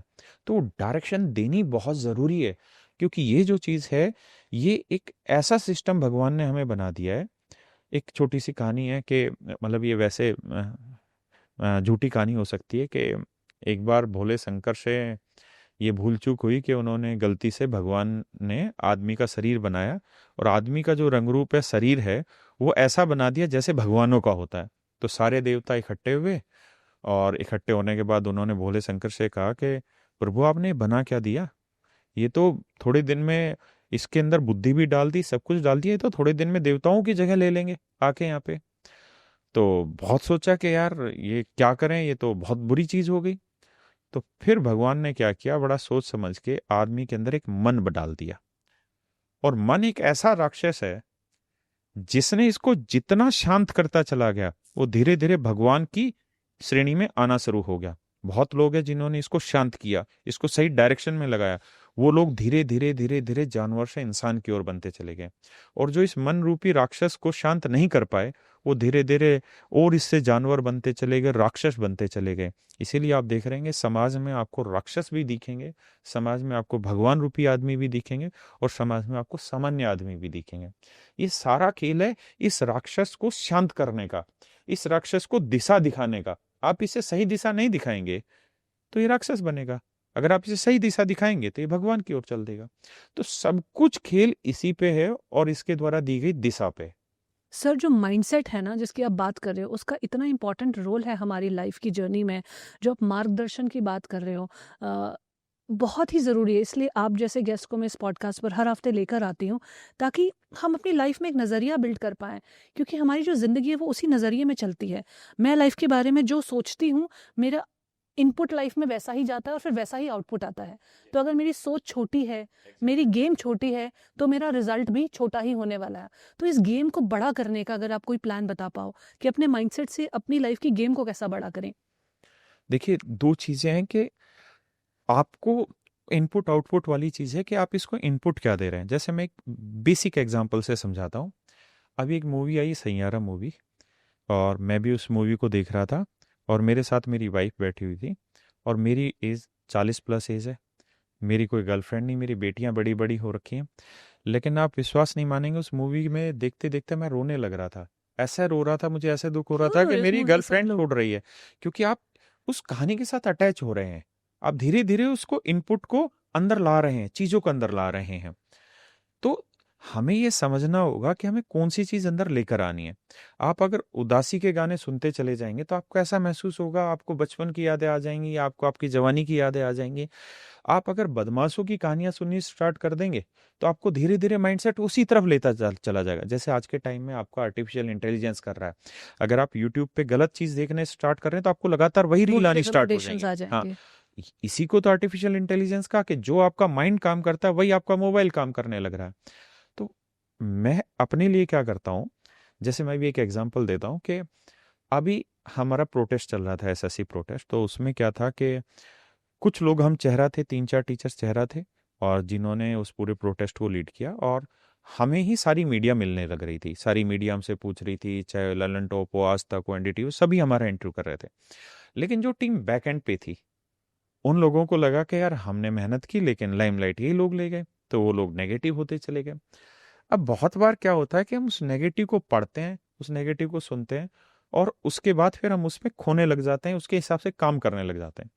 मैंने क्या किया कि मैंने 2 दिन जितने जितने लोग नेगेटिव थे उनको सुनना ही बंद कर दिया, उनकी उन ग्रुपों से आउट हो गया। कारण कि मुझे मीडिया में जाके बैठना है, और अगर मेरे माइंड में कोई चीज नेगेटिव चलने लग रही है तो मैं कितना भी कोशिश कर लूं वो सामने रिफ्लेक्ट होगी ही होगी। तो बेटर तरीका ये है कि आप उन लोगों को फॉलो करिए जिनसे आपको पॉजिटिव एनर्जी मिलती है। अगर आपको 0.001% भी कहीं से नेगेटिविटी मिल रही है ना, जस्ट इग्नोर हिम।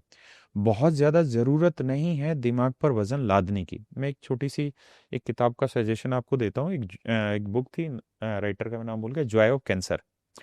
उसमें क्या था कि मैं कहानी के थ्रू समझा देता हूँ। उस बुक में क्या था कि एक आदमी था, उस आदमी को मान लेते हैं एक सोनू करके आदमी, और उस आदमी को कैंसर हो गया। वो हॉस्पिटल में एडमिट है। जब वो हॉस्पिटल में एडमिट है तो उसको बहुत टेंशन हो रही है कि यार मैं मर जाऊंगा, उसके बाद मेरे बच्चों का क्या होगा, अभी मेरे इलाज में 40 लाख का खर्चा आएगा, इस पैसे का जुगाड़ मेरे बच्चे कैसे करेंगे। वो उसी टेंशन में रहता रहा और बीमार होता रहा। फिर थोड़े टाइम के बाद उसने सोचा कि यार मेरे कंट्रोल में तो ये चीज है ही नहीं। भाई मैं तो कैंसर से पीड़ित हूं, मैं तो अपने हॉस्पिटल में बेड पे पड़ा हुआ हूँ। मेरे कंट्रोल में तो ये है ही नहीं कि मेरे इलाज के लिए मेरे बच्चे मेरा पैसा कैसे इंतजाम करेंगे। मेरे हाथ में तो ये है ही नहीं कि मैं मेरे बच्चों का भविष्य क्या होगा। तो बेटर ये है कि मेरे हाथ में अभी मैं कैंसर से पीड़ित हूं और मुझे पता है कि मेरी मृत्यु निश्चित हो गई है। तो बेटर है कि मैं इसे एंजॉय करता हूँ, और मैं ये देखता हूँ कि मैं यहाँ रहते हुए अपने लिए क्या कर सकता हूँ। तो मैं यहाँ रहते हुए अपने लिए ये कर सकता हूँ कि मैं खुश रहूं, मैं अच्छी चीजें सोचूं, ताकि मेरी बॉडी में अच्छी सारी वाइब्रेशन आए, ताकि मेरी जो फाइटिंग की जो एबिलिटी वो बढ़े। तो वो जो है कैंसर आप भी पढ़िएगा, उसमें यही चीज है कि आपको ये देखना। बहुत बार हम लोग क्या करते हैं कि अननेसेसरी वजन डाले रखते हैं दिमाग पे, और वो वजन धीरे धीरे हमको दबाता रहता है, जबकि सच बात ये है कि उस अननेसेसरी वजन को डालने की जरूरत ही नहीं है। जैसे मैंने आपको कहा कि घर में कभी लड़ाई हो जाती है, मेरी और मेरी वाइफ की लड़ाई हो जाती है, वो भी वर्किंग है। तो मैं क्या करता हूँ कि जब वो गुस्सा होती है तो मैं बिल्कुल शांत रहता हूँ, क्योंकि मैं भी उसको अगर क्रोस में 2 बात बोलूंगा तो होगा क्या कि वो बर्डन मेरे ऊपर आ जाएगा। तो बेटर है कि उन्होंने मुझे कुछ बोला, वो बर्डन उन्हीं तक छोड़ो, मैं खुद नहीं लेके जाऊंगा। मुझे पता है शाम तक उसका माइंडसेट कुछ और होगा, उसका मूड कुछ और होगा, एक हक करेंगे और बात खत्म हो जाएगी। और उस समय में अगर उसी में क्रॉस करता चला जाऊंगा तो वो बात इतनी ज्यादा हो जाएगी कि उसके दिमाग पे मैं बर्डन बढ़ाता चला जाऊंगा, मेरे दिमाग पे बर्डन बढ़ाता चला जाऊंगा। तो बेटर है कि आप इस आर्ट को सीखिए कि कैसे इस पे बेफालतू का जो बर्डन है वो ना रखा जाए। जैसे मैंने अभी आपका एग्जांपल बताया ग्रुप्स का, बेटर है अवॉइड कर दीजिए। लोग आपके पीछे क्या कह रहे हैं 2 दिन बाद पढ़ लीजिए, क्योंकि 2 दिन में माहौल बदल चुका होगा, आपके लिए पॉजिटिव लोग भी बहुत बोलने वाले होंगे। और आप किसी एट ए टाइम पे किसी खबर को सुनते हैं तो उस समय आपकी जो वाइब्रेशन होती है वो कभी भी आपको राइट डायरेक्शन देगी ही नहीं। अगर मान लीजिए कोई आपको ये कहता है कि भाई आपके फादर का एक्सीडेंट हो गया है या कुछ और ऐसी घटना हो गई है, तो उस समय आपकी वाइब्रेशन यही होगी। या ये कहा कि भाई सोनू सोनू ने आपके फादर को मार दिया, तो आपकी पहली वाइब्रेशन होगी कुछ भी हो, मुझे सोनू का से बदला लेना है। या कोई एक्सीडेंट हो जाए, कोई एक्सीडेंट करके चला गया। आज के टाइम में रोड रेज की घटनाएं क्यों होने लग रही है? क्योंकि एट रैंडम जब कोई घटना घटित होती है, कोई एक्सीडेंट होती है, तो ये नहीं देखते कि कितना नुकसान हुआ है, हमारे कोई चोटिल है। पहला काम ये होता है कि सामने वाले को सुनाएं, कुछ सामने वाले से बदला ले लें। तो वो एक्स्ट्रा बर्डन वाली चीज है। बेटर है जो सिचुएशन हो गई उसको हैंडल करो। मैंने खुद ये कईयों बार ऐसी चीज़ें देखी हैं कि हम गाड़ी चलाते हो, कई बार किसी की गाड़ी से टकरा जाते हैं और वो पीछे बहुत गंदी सी शक्ल बना के देखता है, तो बेटर है कि हाथ जोड़ लो पहले उसे और मुस्कुरा दोगे, सर गलती हो गई। मैंने 99 नहीं 100% केसेस में ऐसे देखे हैं कि कुछ अड़ियल लोग भी ऐसे एटीट्यूड की वजह से वापसी चले गए। तो आपके ऊपर है आप कौन सा एटीट्यूड सामने वाले के सामने ला रहे हैं। और मैंने कहा ना, ये जानवर है, इसको जितना उकसाना उकसा लीजिए। भगवान इतने चालू थे कि उन्होंने ये सिस्टम पहले से आदमी में रख दिया था कि ये हमारी बराबरी ना कर पाए। अभी आदमी की खुद की समझ है कि वो क्या करवाना चाहता है इस चीज से। तो मुझे लगता है वो माइंडसेट हर किसी के पास है। उसको सबसे पहली कोशिश ये करनी चाहिए कि नेगेटिव चीजों से दूर हो। कुछ ऐसी चीजें जो नेगेटिव जिससे आप दूर नहीं रह सकते, तो थोड़ा टाइम किल करिए। टाइम किल करेंगे, सिचुएशन नॉर्मल होगी। आपने ये भी तो सिचुएशन देखी है कि मैंने खुद नहीं देखी कि बहुत सारे ऐसे लोग हैं जिनके यहाँ जवान डेथ हो जाती है, लेकिन 6 महीने बाद वही लोग हंस खेल रहे होते हैं। तो वक्त जो होता है वो हर गम को मिटाता है। हमें लगता है कि यूथ को लगता है कि मेरा प्यार हट छूट गया, तो अब मैं रह नहीं पाऊंगा इस लड़की के बिना, मैं ये नहीं कर पाऊंगा या ये नहीं कर पाऊंगा। वक्त हर चीज भुला देता है, बड़े से बड़े दाग हटा देता है वक्त। तो पेशेंस रखना चाहिए। सर जैसे आजकल हम तस्वीरों में जूम इन करके देखते हैं ना, तो बहुत कमियां नजर आती हैं। एग्जैक्टली। ऐसे ही जब हम किसी मुश्किल वक्त में अगर बहुत ज्यादा जूम इन करें, बहुत उसके अंदर घुसे, तो और ज्यादा बड़ा लगने लगता है। एग्जैक्टली। थोड़ा जूम आउट करते हैं, उसी उसी चीज को आप 2 दिन के टाइम फ्रेम पे ले लो, 2 महीने के टाइम फ्रेम पे ले लो, 2 साल के टाइम फ्रेम पे ले लो, तो छोटी लगने लगती है वो चीज। वो ब्रेकअप, वो एग्जाम का क्लियर ना होना, वो घर में कोई अनबन हो जाना, वो सब बातें बहुत छोटी हो जाती हैं। तो जिस वक्त वो चीज़ें घटित हो रही है ना, उस टाइम अपने आप को ये समझाना कि मैं भी बहुत जूम्ड इन हूँ। जब मैं जूम आउट हो जाऊंगा तो ये चीज़ें उतनी वैल्यूएबल नहीं है। ये चीज़ सर स्टूडेंट्स नहीं कर पाते हैं, क्योंकि आप इतनी यंग एज में होते हो, प्रेशर बहुत होता है आपके ऊपर। आजकल सोशल मीडिया की वजह से भी बहुत प्रेशर है। बहुत सारे बच्चे गलत कदम उठा लेते हैं इस प्रेशर की वजह से, क्योंकि वो जूम आउट नहीं कर पाते उस सिचुएशन से। उनको लगता है कि ये एग्जाम, ये लड़ाई, ये प्यार, ये ब्रेकअप मेरा लाइफ का यही एक मतलब इस टाइम पे सबसे इंपॉर्टेंट चीज़ है। और अगर ये मेरा सफल नहीं हुआ है तो मेरी लाइफ यहाँ पे ख़त्म हो गई है। और जब हम लोग बड़े हो रहे थे, मेरे टाइम पे तो मार्क्स की बहुत वैल्यू होती थी। और आपने खुद भी इतनी पढ़ाई की है, इतने स्टूडेंट्स को आप पढ़ाते हो, तो मार्क्स का एक बच्चे की ज़िंदगी में क्या रेलिवेंट होता है। लेट्स से 10th और 12th को एक माइलस्टोन कहा जाता है, तो 10th और 12th के मार्क्स पे एक बच्चे की ज़िंदगी कैसे शेप अप होगी, कितना डिपेंड करती है। देखिए, मेरे विचार इसमें कुछ उल्टे हैं, लेकिन वो कुछ लोगों को बहुत गलत लगेंगे। मुझे लगता है कि पढ़ाई में आपके मार्क्स कितने आ रहे हैं इसकी इस समय कोई वैल्यू नहीं है। इस समय मतलब इस करंट टाइम में उसके कारण बताता हूँ। देखिए, आज से 3-4 साल पहले तो ये वैल्यू फिर भी होती थी कॉलेजों में एडमिशन के लिए। अब तो वो भी नहीं रहे कि आपके मार्क्स कितने हैं, अब तो टेस्ट होना है, सीयूईटी के थ्रू आप क्या होना है। आप जितने मशहूर लोग हैं ना, उनको उठा लीजिए, जितने भी मशहूर लोग हैं, आप उनको देखेंगे कि उनका ग्रेजुएशन का बैकग्राउंड अलग है और आज जिस फील्ड में वो कामयाब हो रहे हैं वो बैकग्राउंड अलग है। डॉक्टर एपीजे अब्दुल कलाम है, एनडीए के लिए तैयारी करने के लिए आए थे।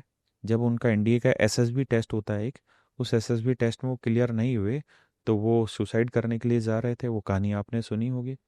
अमिताभ बच्चन एनडीए की तैयारी कर रहे थे, एसएसबी क्लियर नहीं हुआ, ऑल इंडिया रेडियो से निकाले गए क्योंकि उनकी आवाज़ बहुत भैड़ी थी, हरियाणवी भाषा में बोले तो बहुत गंदी आवाज़ थी। लेकिन आज उसी आवाज़ के करोड़ों लोग दीवाने हैं। हम कई बार क्या करते हैं कि जो सामने चीज़ दिखाई दे रही है ना, हम उसको बहुत बड़ा मान लेते हैं। हमें लगता है कि सरकारी नौकरी नहीं लगी या 12th पास नहीं हुई या 12th क्लास में 99% नंबर नहीं आए तो हमारी ज़िंदगी झंड है। जबकि सच बात ये है कि जो आप पढ़ रहे हैं ना, इससे आपका करियर डिसाइड नहीं होना। ऊपर वाले ने आपकी किस्मत में कोई ना कोई ऐसा पॉइंट लिखा हुआ है जहां आपको जाना है और उस मौके पर आपको कामयाबी मिलेगी। मैटर सिर्फ करता है तो ये करता है कि आपकी मेहनत कितनी ईमानदारी से, आपके नंबर कितने ईमानदारी से आ रहे, ये नहीं। अमिताभ बच्चन के नंबर 11th-12th क्लास में कोई नहीं जानता और मुझे लगता है बहुत कम होंगे। सचिन तेंदुलकर के नंबर क्या, सचिन तेंदुलकर से 10th पास ढंग से नहीं हुई थी। एक ही चीज मैटर की, मेहनत। उन्होंने मेहनत कितनी की। आप धीरू भाई अंबानी को लगा लीजिए, कोई बहुत पढ़े लिखे तो थे नहीं, है ना। क्या काम करते थे, आज कहाँ से कहाँ हो गए, उनके बच्चे कहाँ तक पहुंच गए। सिर्फ एक चीज, उस चीज के लिए उनकी मेहनत कितनी थी। क्या अमिताभ बच्चन ने जिस चीज में पढ़ाई की, क्या वो पढ़ाई उनके काम आई? क्या वो नेशनल स्कूल ऑफ ड्रामा की पढ़ाई उन्होंने की? नहीं। तो बहुत सारे लोग ऐसे हैं जिन्होंने जिस फील्ड में पढ़ाई की उस फील्ड में वो कामयाब ही नहीं हुए। आप एजुकेशन के सेक्टर में देखेंगे तो विकास देवी कीर्ति सर को देख लीजिए। आप जानते हैं उन्होंने कॉमर्स से ग्रेजुएशन की हुई है। एक कॉमर्स का बच्चा आज पूरी दुनिया को ज्ञान देने लग रहा है, और कॉमर्स के बच्चे का तो काम ही सारा धंधा करना होता है। तो बड़ी स्पष्ट सी बात है, मेरे फादर साहब भी एक हमेशा चीज कहते हैं कि इस धरती पे आप कोई भी बीज डालेंगे ना, हो सकता है 1 साल में उसका पौधा ना बने, 2 साल में ना बने, 3 साल में ना बने, और कई बार होता है कि 3 दिन में ही वो पौधा बन जाता है। लेकिन कोई भी बीज बेकार नहीं जाता, किसी ना किसी वक्त पे वो बीज जरूर अंकुरित होता है। तो मैटर करता है आपकी मेहनत। अगर आप मेहनत करने लग रहे हैं ना, तो उस मेहनत का फल किसी ना किसी रूप में आपको मिलना है। हमारा ये मान लेना कि हम, और आज के टाइम में दिक्कत क्या हो रही है कि सोशल मीडिया ने एक काम बहुत गंदा कर दिया है। पहले जब आप तैयारी करना स्टार्ट करते थे ना, तो आप आईएएस बनने की तैयारी करना स्टार्ट करते थे, तो आईएएस का सपना आपके दिमाग में इतना बड़ा नहीं होता था कि रोज आईएएस आईएएस आईएएस आईएएस दिमाग में लगा रहता था। आज के टाइम में बच्चे का हो क्या रहा है कि जो चाहत है वो चाहत लगातार बढ़ाते जा रहे हैं रोज, लेकिन जो मेहनत है वो उस रेशियो में नहीं बढ़ा रहे हैं। आपकी एस्पिरेशन रोज बढ़ रही है, आप रोज देख रहे हैं कि लाल बत्ती की गाड़ी है, सोशल मीडिया पे रील्स आ रही है, गाने इतने धमाकेदार लगा दिए जाते हैं, दबंग होते जा रहे हैं। आपको लग रहा है दबदबा था, दबदबा है, दबदबा रहेगा। आप ऐसा प्रैक्टिकली है ही नहीं। आपको इन चीज़ों को अवॉइड करना पड़ेगा और प्रैक्टिकल ग्राउंड पे उतरना पड़ेगा। मैं आपको एक एग्जांपल देता हूँ। मेरा एक बच्चा है, विजेंद्र यादव करके है, वो अभी हरियाणा में एसडीएम लगा हुआ है। 14 साल लग गए उस बच्चे को तैयारी करने में। आज के टाइम में आदमी 6 महीने लगातार उस पेशेंट से तैयारी नहीं करता, एक बच्चा 14 साल तैयारी करने लग रहा है।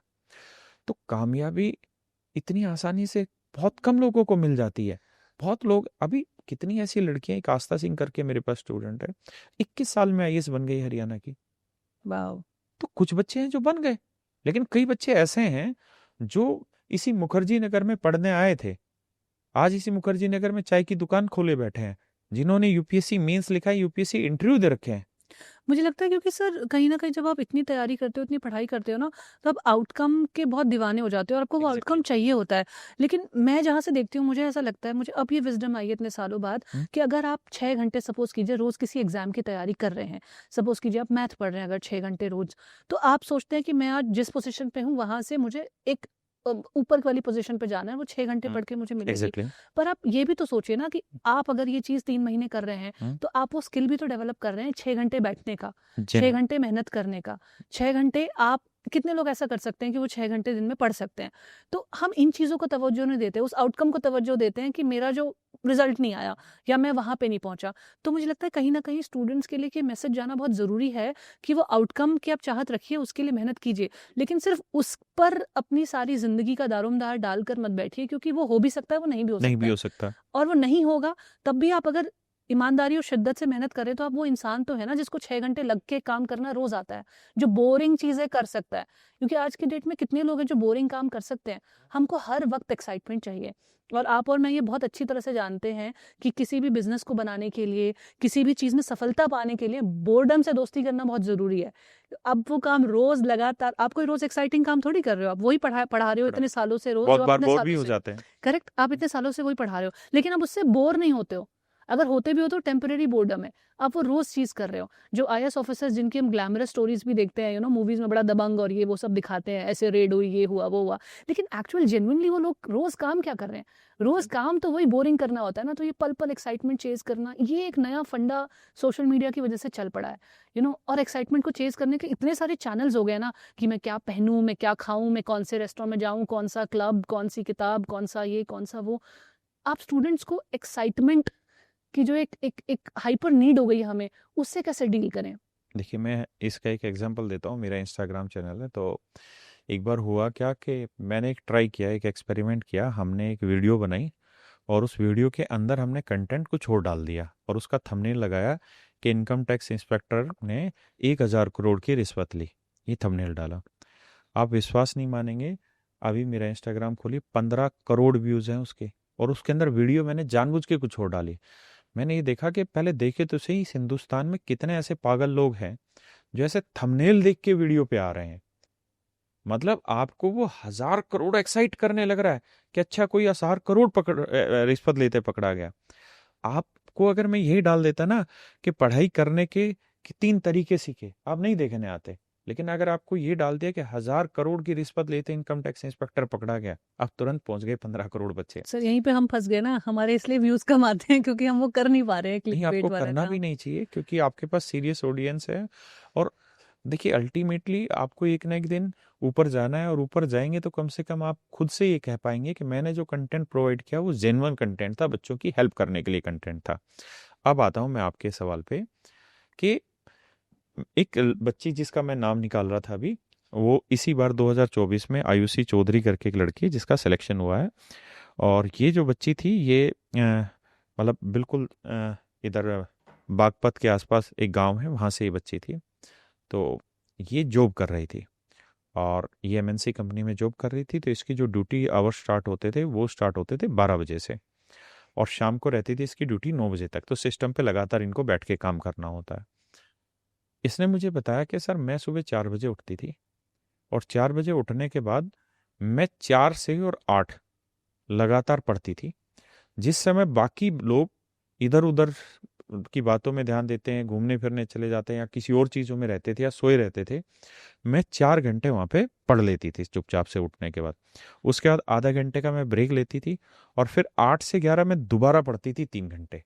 और मेरा ये डेली शेड्यूल चला है 2 साल।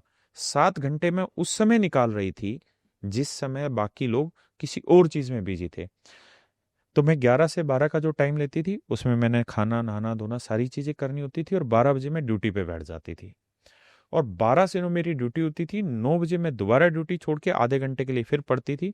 और उसने बताया कि मैं केवल और केवल 7 से 7.5 घंटे डेली पढ़ती थी। लेकिन मैं ये काम डेली कर रही थी। बीच में कुछ दिन ब्रेक आया, कुछ दिन हुआ ऐसा कि ब्रेक आया, लेकिन फिर भी मैंने कंटिन्यू प्रयास किया, और उतने ही एफर्ट से मेरा सिलेक्शन हो गया, और मैं अपनी जॉब के साथ साथ सिलेक्शन ले लिया। आज के समय में दिक्कत क्या हो रही है कि हम लोग एक बार कोई प्लानिंग बना के काम करना तो स्टार्ट करते हैं, लेकिन उसमें ब्रेक बहुत जल्दी जल्दी आने लग रहे हैं। तो उसके लिए एक बेसिक सा समाधान है कि आप ऐसा जब भी कोई प्लान करें तो सबसे पहले काम ये है कि आप जो भी टारगेट डिसाइड करते हैं उस टारगेट को डिसाइड करें, तो उसको जब अचीव करें तो अपने आप को अप्रिशिएट करें किसी भी तरीके से। और जब आप उस टारगेट को अचीव ना करें तो अपने आप को पनिश भी करें किसी तरीके से। जैसे एक नीलेश करके बच्चा है, शायद उसकी 73 रैंक है, इस बार आईएएस बना है। उसने मुझे बताया कि सर मेरा टारगेट रहता था कि मैं स्टॉप वॉच लगा के टेबल पे बैठता था, और मेरा टारगेट था कि मुझे 8 घंटे पढ़ना है, करेक्ट 8 घंटे पढ़ना है, ये नहीं कि घूम फिरना है। स्टॉप वॉच एक ऑन, ही साथ। एक नहीं, एक साथ नहीं, ब्रेक ले लेके। लेकिन वो स्टॉप वॉच से मैं ये देखता था 8 घंटे में पढ़ पा रहा हूँ कि नहीं पढ़ पा रहा हूँ। तो कहता है जिस दिन मैं पढ़ लेता था 8 घंटे, और पढ़ने के बाद मुझे खुशी होती थी कि आज की 8 घंटे पढ़ने में मुझे मतलब आउटकम निकला है मेरा। कई बार ऐसा भी तो होता है कि हम पढ़ने बैठते हैं लेकिन ध्यान इधर उधर रहता है। तो कहता है कि मैं फिर अपने आप को सेलिब्रेट करता था। मैं कैसे करता था कि मैं कभी चॉकलेट खा लिया तो वो मेरे लिए इनाम हो जाता था, कभी मैं मूवी देखने चला गया मेरे लिए इनाम होता था। और जब मैं कई बार ऐसे भी दिन आए कि मैं 5 ही घंटे में बोर हो गया पढ़ने के लिए, तो उस समय मैं फिर क्या करता था, अपने आप को पनिश भी करता था। पनिश कैसे करते थे कि आज मैं दिन में 6 रोटियां खाता हूं, अब मुझे एक ही रोटी खानी है। तो ये जो मेथड है ना, एप्रिशिएशन पनिशमेंट, एप्रिशिएशन पनिशमेंट। देखिए जैसा आपने कहा ना कि रोज रोज आप एक काम करेंगे तो उसमें बोरियत होगी, तो बेटर है कि छोटे टारगेट बनाइए, और छोटे टारगेट बना के वो एक्साइटमेंट वापसी लेकर आइए। जैसे मुझे आज दिन में मैं निकला हूँ तो मेरे टारगेट हैं कि मुझे ये काम करने हैं और मुझे इन चीज़ों में करना है। और 1 से 2% दिन मेरे ऐसे होते हैं जिस दिन मैं अपने टारगेट पूरे अचीव कर पाता हूँ। बाकी दिन किस दिन 90% अचीव हो गया, किस दिन 60% अचीव हो गया। तो अब इस एज में आके मुझे मुझे केक खाना बहुत पसंद है, लेकिन मुझे पता है कि उसमें कैलोरी बहुत है। तो जिस दिन मैं अचीव कर लेता हूँ उस दिन मैं दबा के खाता हूँ उस चीज़ को कि हाँ आज मैं डिजर्व करता हूँ इस चीज़ को। जिस दिन अचीव नहीं करता उस दिन मैं अपनी बाकी चीज़ें भी कटौती करता हूँ जिन चीज़ों से मुझे खाने में कुछ मज़ा आता है। तो आपको देखिए, आपको करना तो यही काम पड़ेगा। आप आज के कंपटीशन के दौर में ये नहीं कह सकते कि आप 3 महीने की तैयारी में सिलेक्शन ले लेंगे। वो कुछ एक बिरले होते हैं जो उस माइंडसेट को तैयार कर बैठते हैं, एक सामान्य आदमी नहीं कर पाता। तो आपको इंटरेस्ट अपनी चीज़ों में इसी तरह से लाना पड़ेगा हम भी अपनी लाइफ में एक मुकाम पर आके बोरियत महसूस ना भी करें, लेकिन हम ठंडे हो जाते हैं। ठंडे होने का मतलब कि ठीक है यार, अब बहुत कुछ अचीव कर लिया, अब क्यों भागना है आगे इतना। तो कुछ दुश्मन रखिए, क्योंकि इनकी बहुत ज़रूरत है। यही तो वो लोग हैं जो आप में मोटिवेशन का फ्यूल भरते हैं, है ना? जैसे मेरी एक हैबिट है कि जैसे आज मुझे आपके पॉडकास्ट में आना है, तो मैंने 10 दिन पहले ही मैं बोलना स्टार्ट कर दूंगा कि मुझे उन्होंने बुलाया, उन्होंने बुलाया, उन्होंने बुलाया, या मैं 10 दिन पहले ही बोलना स्टार्ट कर दूंगा कि मैंने ये काम करना है, ये काम करना है। तो मेरे साथ के टीचर कहेंगे यार इतना झूठ मत बोल, ये तेरे बस की नहीं है। तो जितना वो मुझे नेगेटिव करेंगे ना कि तेरे बस की नहीं है, समझो उतना मेरी गाड़ी में तेल डलता चला जा रहा है, मैं और मोटिवेट हो रहा, तुम्हें तो सालों करके दिखाऊंगा चाहे कुछ हो जाए। तो वो बहुत ज़रूरी है, क्योंकि देखिए आपको करना यही काम है, मुझे पढ़ाना है, लेकिन उसी में जब तक आप एक्साइटमेंट नहीं लाएंगे, नया जोश नहीं लाएंगे, तो आप में वो एनर्जी रिफ्लेक्ट भी नहीं होगी और आप उस काम को बहुत अच्छे से कर भी नहीं पाएंगे। हमें रोज ही तो A+B का होल स्क्वायर पढ़ाना है, कितने दिन हम उस चीज को पढ़ा लेंगे, लेकिन जब तक हम उसमें कुछ नया करेंगे नहीं। और मैं आपको एक एग्जांपल से समझाता हूँ, आप समझ पाएंगे। कितने ऐसे क्वेश्चन है जिसमें मैंने ये स्टेटमेंट दे दिया कि इससे शॉर्ट कोई बता दे दुनिया में तो मैं पढ़ाना छोड़ दूं, और सामने से उठ के बच्चा बता देता उससे शॉर्ट। तो ये तो गलत फहमी है कि इससे बेस्ट किया ही नहीं जा सकता। ये गलत फहमी है कि इससे ऊपर उठा ही नहीं जा सकता। बस आप उस चीज को पकड़ो कि वो सेटिस्फेक्शन लेवल नहीं आना चाहिए। आप खुश रहिए, वो जरूरी है, लेकिन वो सेटिस्फेक्शन लेवल भी नहीं लेके आना कि नहीं नहीं इससे बढ़िया तो हो ही नहीं सकता लाइफ में। स्मार्ट वर्क कहाँ पे करें और हार्ड वर्क कहाँ पे करें, क्योंकि कहीं ना कहीं ये दोनों चीजें हमारी लाइफ को कहीं ना कहीं शेप करती है। या फिर आप क्या कहना चाहोगे, स्मार्ट वर्क या हार्ड वर्क, और अपनी स्ट्रेंथ को कैसे बचाने यहाँ पर? मैं दोनों चीजों पे आपको एग्जाम्पल के साथ बताता हूँ। देखिए सबसे पहली चीज़ें तो ये होती है कि आपको जो बोला जा रहा है ना, आपको धीरे धीरे वो अपने अंदर वो स्किल डेवलप करना होगा या वो अनुभव लेना होगा कि आपको पता हो कि क्या सच बोला जा रहा है, क्या झूठ बोला जा रहा है। जैसे एक एग्जांपल बताता हूँ, अभी हम DOPT मिनिस्ट्री में गए, तो वहाँ एक PS बैठे हुए थे, पर्सनल सेक्रेटरी जितेंद्र सिंह जी के, जो पार्लियामेंट मंत्री भी हैं, DOPT मंत्री उनके। तो हम बात कर रहे थे, तो मैंने उन पे 2-3 तारीफ के तीर फेंके। देखिए जब आप किसी से बात कर रहे हैं तो एक तरीका है कि सुन रहे होंगे ये पॉडकास्ट वो भी हाँ, सर। तो उनकी अच्छाई बता रहा हूँ मैं उसमें। तो देखिए तारीफ एक ऐसा हथियार है जिसको काटना ना लाख में एक आदमी को ही आता है। मतलब तारीफ अगर देखिए, झूठी जो तारीफ है ना, तारीफ का मतलब ही झूठी तारीफ होती है बहुत ज्यादा। तो एक झूठी तारीफ एक ऐसा हथियार होता है जिससे हर कोई मरता है, कोई बच ही नहीं सकता। सर आजकल हम खुद की इतनी तारीफ करते हैं कि आत्ममुग्ध हो जाते हैं, वो तो एक अलग है, हम दूसरा जो हमारी कर रहा है ना हम उससे चने के बचना, झाड़ पे हाँ चढ़ जाते हैं बेसिकली। वो बचना ना, वो बहुत ज़रूरी है। तो मैं उनको इसी तरीके से तारीफ कर रहा था कुछ कुछ उनकी, कि हमें DOPT मिनिस्टर से मिला दे। तो मैंने उनकी 1-2 चीज़ों पे अच्छी तारीफ कर दी। तो वो आदमी बहुत समझदार थे, IAS है, समझदार है। उन्होंने मुझे तुरंत तंज कस दिया उस चीज़ के ऊपर। तो मैं समझ गया कि ब्रिलियंट आदमी पकड़ता है कि कहाँ मुझे बटरिंग की जा रही है और कहाँ रियल बात हो रही है। क्योंकि मेरा उद्देश्य क्या था कि मुझे मिनिस्टर से मिलना था उस मुद्दे को लेकर, और वो मिनिस्टर से मिला नहीं रहे थे। तो आप झगड़ेंगे तो है नहीं किसी से, आप डिप्लोमेटिकली हैंडल करेंगे, इधर से ले जाएंगे, सीधा रास्ता नहीं है। तो पकड़ गए और उस चीज़ को वहाँ काट दिया उन्होंने। तो पहली चीज़ तो ये कि आपको पता होना चाहिए कि कौन बटरिंग कर रहा है और कौन जेन्युइन बात बोलने लग रहा है। ये डिफरेंस आपको धीरे धीरे आता है, अनुभव से आता है। दूसरी चीज़ जो आपका सवाल था वो 100 मीटर वाला। देखिए जैसे एग्जाम्पल के तौर पे बताता हूँ, हम एज ए कैरियर कंपनी हम एक काम करते हैं, हम टेस्ट देते हैं बच्चों को।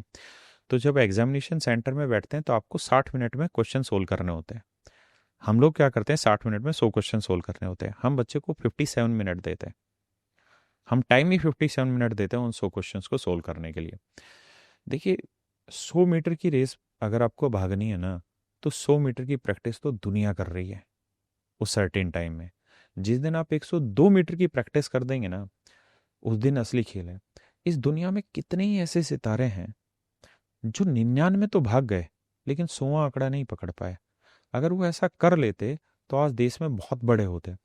तभी तो ये कहावत कही गई है कि खरगोश और उसकी केचुए, क्या बोलते हैं उसको, खरगोश और कछुआ। खरगोश और कछुए की कहानी, कि खरगोश 99 कदम बहुत तेजी से रखता है, लेकिन 100वां कदम रखने से पहले ही मर जाता है, या वापसी हो जाता है, या रुक जाता है। कछुआ धीरे धीरे चलता है लेकिन रुकता नहीं है, 100 के 100 कदम रखता है। कामयाबी, आपको ये बात समझनी होगी कि कामयाबी तेज भागने से नहीं मिलनी, कामयाबी लगातार भागने से मिलनी है। तभी आपने देखा होगा कि बहुत तेज भागने वाला जो घोड़ा है ना, उसकी कीमत इतनी ज्यादा नहीं होती, जो लगातार भागने वाला होता है उसकी कीमत ज्यादा होती है। मतलब स्पीड वर्सेस कंसिस्टेंसी की आप बात कर रहे हैं। कंसिस्टेंसी मैटर करेगी हर जगह। आप स्पीड एक टाइम पे ही ला पाएंगे, लेकिन अगर आप कंसिस्टेंट हैं तो वो चीज हो पाएगी। अदरवाइज आप देखेंगे कि बहुत, अभी इंडियन क्रिकेट टीम की मैं बात करूं तो इंडियन क्रिकेट टीम में बुमराह बॉलर है, हमारे फास्ट बॉलर जसप्रीत बुमराह, वो आज के टाइम में सबसे बढ़िया बॉलर है इंडियन क्रिकेट टीम में। लेकिन उनकी स्पीड इतनी नहीं है जितनी मयंक यादव की है, इतनी स्पीड नहीं है जितनी उमर करके के जम्मू कश्मीर का लड़का, उसकी स्पीड। लेकिन वो टीम में नहीं है, जसप्रीत बुमराह टीम में है, क्योंकि जसप्रीत बुमराह में वो कंसिस्टेंसी है, वो लंबा चलने वाला खिलाड़ी है। इसलिए आप अपनी एनर्जी को एकदम से मत डालिए, आप अपनी एनर्जी को धीरे धीरे धीरे धीरे लेकर चलिए। एक एग्जांपल से समझाता हूं। ऐसा क्या होता है कि आयुषी चौधरी जैसे या आस्था सिंह जैसी लड़कियां 21 साल में आईएएस बन जाती हैं, और विजेंद्र यादव जैसा बच्चा 14 साल के संघर्ष के बाद आईएएस नहीं बन पाता। 14 साल के संघर्ष के बाद, इतने साल तैयारी की है, फिर भी नहीं बन पाया। उसका तो वो एसडीएम ही बना, यानी हरियाणा पीसीएस ही उसने क्लियर किया। ऐसा क्या कारण है? कारण एक ही है, दूसरा कारण नहीं है। विजेंद्र ने जब मेहनत करनी स्टार्ट की तो उसने 16-16, 17-17 घंटे मेहनत की। लेकिन जो ये आस्था लड़की है जो 21 साल में बन गई, इसने पढ़ा ही नहीं इतना। ये इतनी ब्रिलियंट थे, ये 7-8 घंटे से ज्यादा पढ़ते ही नहीं थे, लेकिन उस 7-8 घंटे को ये रोज करते थे। आप टारगेट वही बनाइए जो प्रैक्टिकली पॉसिबल है। अगर मैं ये चाहूं कि इस एज में मैं 6 पैक्स एब्स ले आऊं और मैं बॉडी बिल्डर या हीरो की तरह अपनी पर्सनैलिटी बना लूं, तो गलत है। आपको ये देखना होगा कि प्रैक्टिकल ग्राउंड क्या है। आप 24 घंटे में 16 घंटे रेगुलर नहीं पढ़ सकते। आज का कंपटीशन ऐसा नहीं है कि आप 6 महीने में तैयारी कर लेंगे और आपका सिलेक्शन हो जाएगा। आज का कंपटीशन टाइम मांगता है। आपके 2 साल भी लग सकते हैं, आपके 1.5 साल भी लग सकते हैं, 3 साल भी लग सकते हैं। एक एवरेज टाइम यूपीएससी की तैयारी करने वाले बच्चे का 3 से 4 साल लगता है। तो अगर आप ये चाहते हैं कि आप 3-4 साल लंबा चलें, तो जरूरी है कि आप कंसिस्टेंट होने के लिए एक टारगेट रखें और धीरे धीरे बढ़ाएं उस पेस को। आज डिप्रेशन क्यों आने लग रहा है? हम उम्मीद बहुत ज्यादा कर लेते हैं, एफर्ट भी हम बहुत तेज स्पीड से डालते हैं। आप देखिए कि कोई रनर होता है, अगर आपको 20 किलोमीटर की मैराथन करनी है और आपको 100 मीटर की रनिंग करनी है, दोनों में डिफरेंस है। 100 मीटर की रनिंग करेंगे तो आप अपने शरीर का 100% पोटेंशियल पहले टाइम पे ही डाल देंगे, क्योंकि आपके पास 8 या 9 सेकंड का टाइम है उसे पार करने के लिए। जो जिंदगी है, इसमें जो कामयाबी वो 100 मीटर स्प्रिंट नहीं है, ये आपको लंबी मैराथन दौड़ है। 100 किलोमीटर की हो सकती है, 50 किलोमीटर की दौड़ हो सकती है। इसमें वो नहीं जीतेगा जो तेज भागेगा, इसमें वो जीतेगा जो आखिरी तक भागता रहेगा। तो मैटर करता है कि आप अपनी कंसिस्टेंसी को बनाएं, और कंसिस्टेंसी बनाने के लिए कोई मैकेनिज्म नहीं है कि मैं कुछ कह दूंगा तो कंसिस्टेंसी बनेगी। आपको अपनी स्ट्रेंथ देखनी होगी, आपकी जो स्ट्रेंथ है उसके अकॉर्डिंग एक टाइम चुनिए। और अगर आपको लगता है कि 10 घंटे आप पढ़ सकते हैं, तो आप 6 घंटे पढ़िए, लेकिन उस 6 घंटे मन करके पढ़िए। और जब भी आपका माइंड डिस्टर्ब हो तो कोशिश करिए पढ़ाई छोड़ी जाए और दूसरी साइड माइंड को ले जाया जाए। तो मैटर कर रहा है लंबा भागना, ना कि तेज भागना। इस स्टूडेंट लाइफ में लंबा ही आपको भागना होगा, और डिप्रेशन से बचना, एंजाइटी से बचना है, इन सब का एक ही तरीका है। मेरे पास एक स्टूडेंट आया, वो अभी इस समय असिस्टेंट सेक्शन ऑफिसर है और प्रमोट होकर सेक्शन ऑफिसर हो गया मिनिस्ट्री ऑफ एक्सटर्नल अफेयर में, और वो इजराइल एम्बेसी में भी काम करने लग रहा है। उसका जब मैं बेसिकली जब बच्चे सिलेक्ट होते हैं तो टीचर से मिलने आते हैं, तो हम उनका इंटरव्यू लेके बाकी बच्चों को डालते हैं ताकि वो समझ पाएं कि तैयारी कैसे की। उस बच्चे ने कहा कि सर मेरा रोज का रूटीन था कि मैं 4 घंटे खेलता था, 2 घंटे सुबह और 2 घंटे शाम को। मेरे लिए ज्यादा जरूरी ये था पढ़ने से भी कि मेरी फिजिकल और मेंटल हेल्थ मेंटेन हो। और आप विश्वास नहीं मानेंगे, उसने मात्र 6 महीने में एग्जाम क्लियर किया।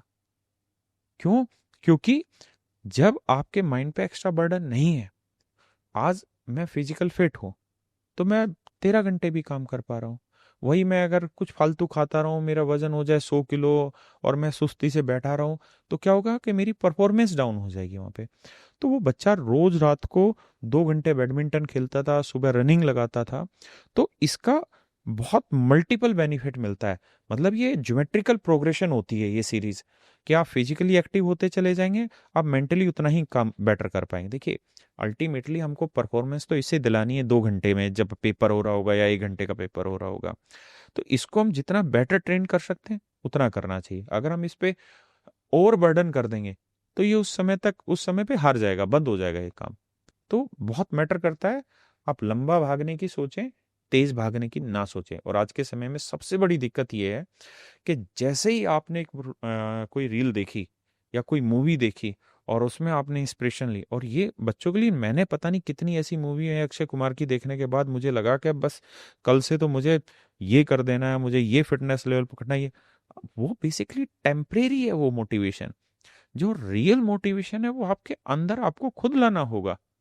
आप रीले देख के मोटिवेट हो जाएंगे तो आप पेस बढ़ा देंगे, आप कंसिस्टेंसी नहीं बढ़ा पाएंगे। इसलिए कंसिस्टेंट रहिए। सर आपने बहुत सारी प्रोसेस को लेके बात की, और आपने बहुत सारी स्टूडेंट्स को लेके इन जनरल उनका कैसा माइंडसेट होना चाहिए, बल्कि जो लाइफ लेसन्स आपने शेयर किए हैं, जो मैथ्स से लेसन्स आपने शेयर किए हैं, वो कोई भी अपनी लाइफ में अप्लाई कर सकता है। ये स्पीड वर्सेस कंसिस्टेंसी की जो हमने कंसिस्टेंसी। बात करी, प्रोडक्टिविटी, बर्नआउट की जो बात करी, ये सब चीज़ें सिर्फ स्टूडेंट की लाइफ में नहीं, एक अडल्ट की लाइफ में, एक इंसान जो भी नौकरी कर रहा है, जिनके बच्चे हैं, वो हर जगह पे ये फंडामेंटल्स आपके अप्लाई होते हैं, और इसीलिए शायद ये कॉन्वर्जेशंस एवरग्रीन रहती हैं। सर मैं इस कॉन्वर्जेशन को आगे ले जाते हुए अगला सवाल जो आपसे पूछना चाहूँगी वो ये है कि आपने इतना कुछ देखा है अपने इतने सालों के एज अ टीचर करियर में, और आप मैथ्स से तो ऑफ कोर्स बहुत प्यार रखते ही हैं, तो मैथ्स के कुछ ऐसे लेसन्स भी हैं जो हम अपनी लाइफ में प्रैक्टिकली आज से अप्लाई कर सकते हैं। कहते हैं ना कि जो हम पढ़ते हैं उसका बहुत ज़्यादा प्रैक्टिकल लाइफ में एप्लीकेशन नहीं है। 12th में 100 में से 100 ला के क्या करोगे, बट ये पढ़ने का जो प्रोसेस है, स्पेशली मैथ्स पढ़ने का, ये ओवरऑल आपको लाइफ के बारे में क्या सिखाता है? देखिए मैथ्स में एक सबसे अच्छी चीज़ क्या है कि आपको प्रॉब्लम सॉल्विंग अप्रोच आती है, और लाइफ में प्रॉब्लम लगातार आएगी, हर पड़ाव पे आएगी, तो आप इस अप्रोच का इस्तेमाल कर सकते हैं। वैसे डायरेक्टली मैथ का कोई यूज़ तो होना नहीं है लाइफ में, कि आपको चीनी खरीदने के लिए या चावल खरीदने के लिए या केले खरीदने के लिए मैथ लगाना हो। वो तो बेसिक चीज़ है जो हर किसी को आता है। लेकिन आप जब मैथ पढ़ते हैं, इंटरेस्ट लेकर पढ़ते हैं, तो आपने देखा होगा कि हर स्टेप पे नया क्वेश्चन मिलता है। आप उस नए क्वेश्चन को सोल्व करने के लिए जो अप्रोच लाते हैं, जो माइंडसेट तैयार करते हैं और जिस पेशेंस से उस पर काम करते हैं, क्योंकि मैथ एक ऐसी चीज़ नहीं है कि 1 सेकंड में कोई क्वेश्चन निकलेगा। नहीं निकलता तो 15-15 मिनट नहीं निकलता। और लाइफ में भी ऐसी प्रॉब्लम्स आती हैं कि सोल्व होनी होती है तो 1 सेकंड में हो जाती, नहीं होती तो 3-3 साल भी खिंच जाती है प्रॉब्लम। और बहुत सारी ऐसी प्रॉब्लम होती है जो सोल्व होती ही नहीं है, लेकिन उन पे आप अप्रोच कैसे ले रहे हैं, उनको आप टैकल कैसे कर रहे हैं, सारा गेम यही है। और इन एग्जाम्स का मतलब भी यही है। देखिए आप इनकम टैक्स इंस्पेक्टर बना रहे हैं, आप उससे हिस्ट्री पूछने लग रहे हैं कि अकबर कब आया, बाबर कब आया, उसका कोई यूज थोड़ी इनकम टैक्स इंस्पेक्टर बनने में। उसके बाद कभी उसका जिंदगी में इस चीज का इस्तेमाल नहीं होने वाला। आप एक बात बताइए, अगर कोई इनकम टैक्स इंस्पेक्टर आपके घर पे रेड मारने आ गया, तो उसको बाबर और अकबर या इन चीजों की जरूरत थोड़ी पड़ेगी रेड मारने के लिए।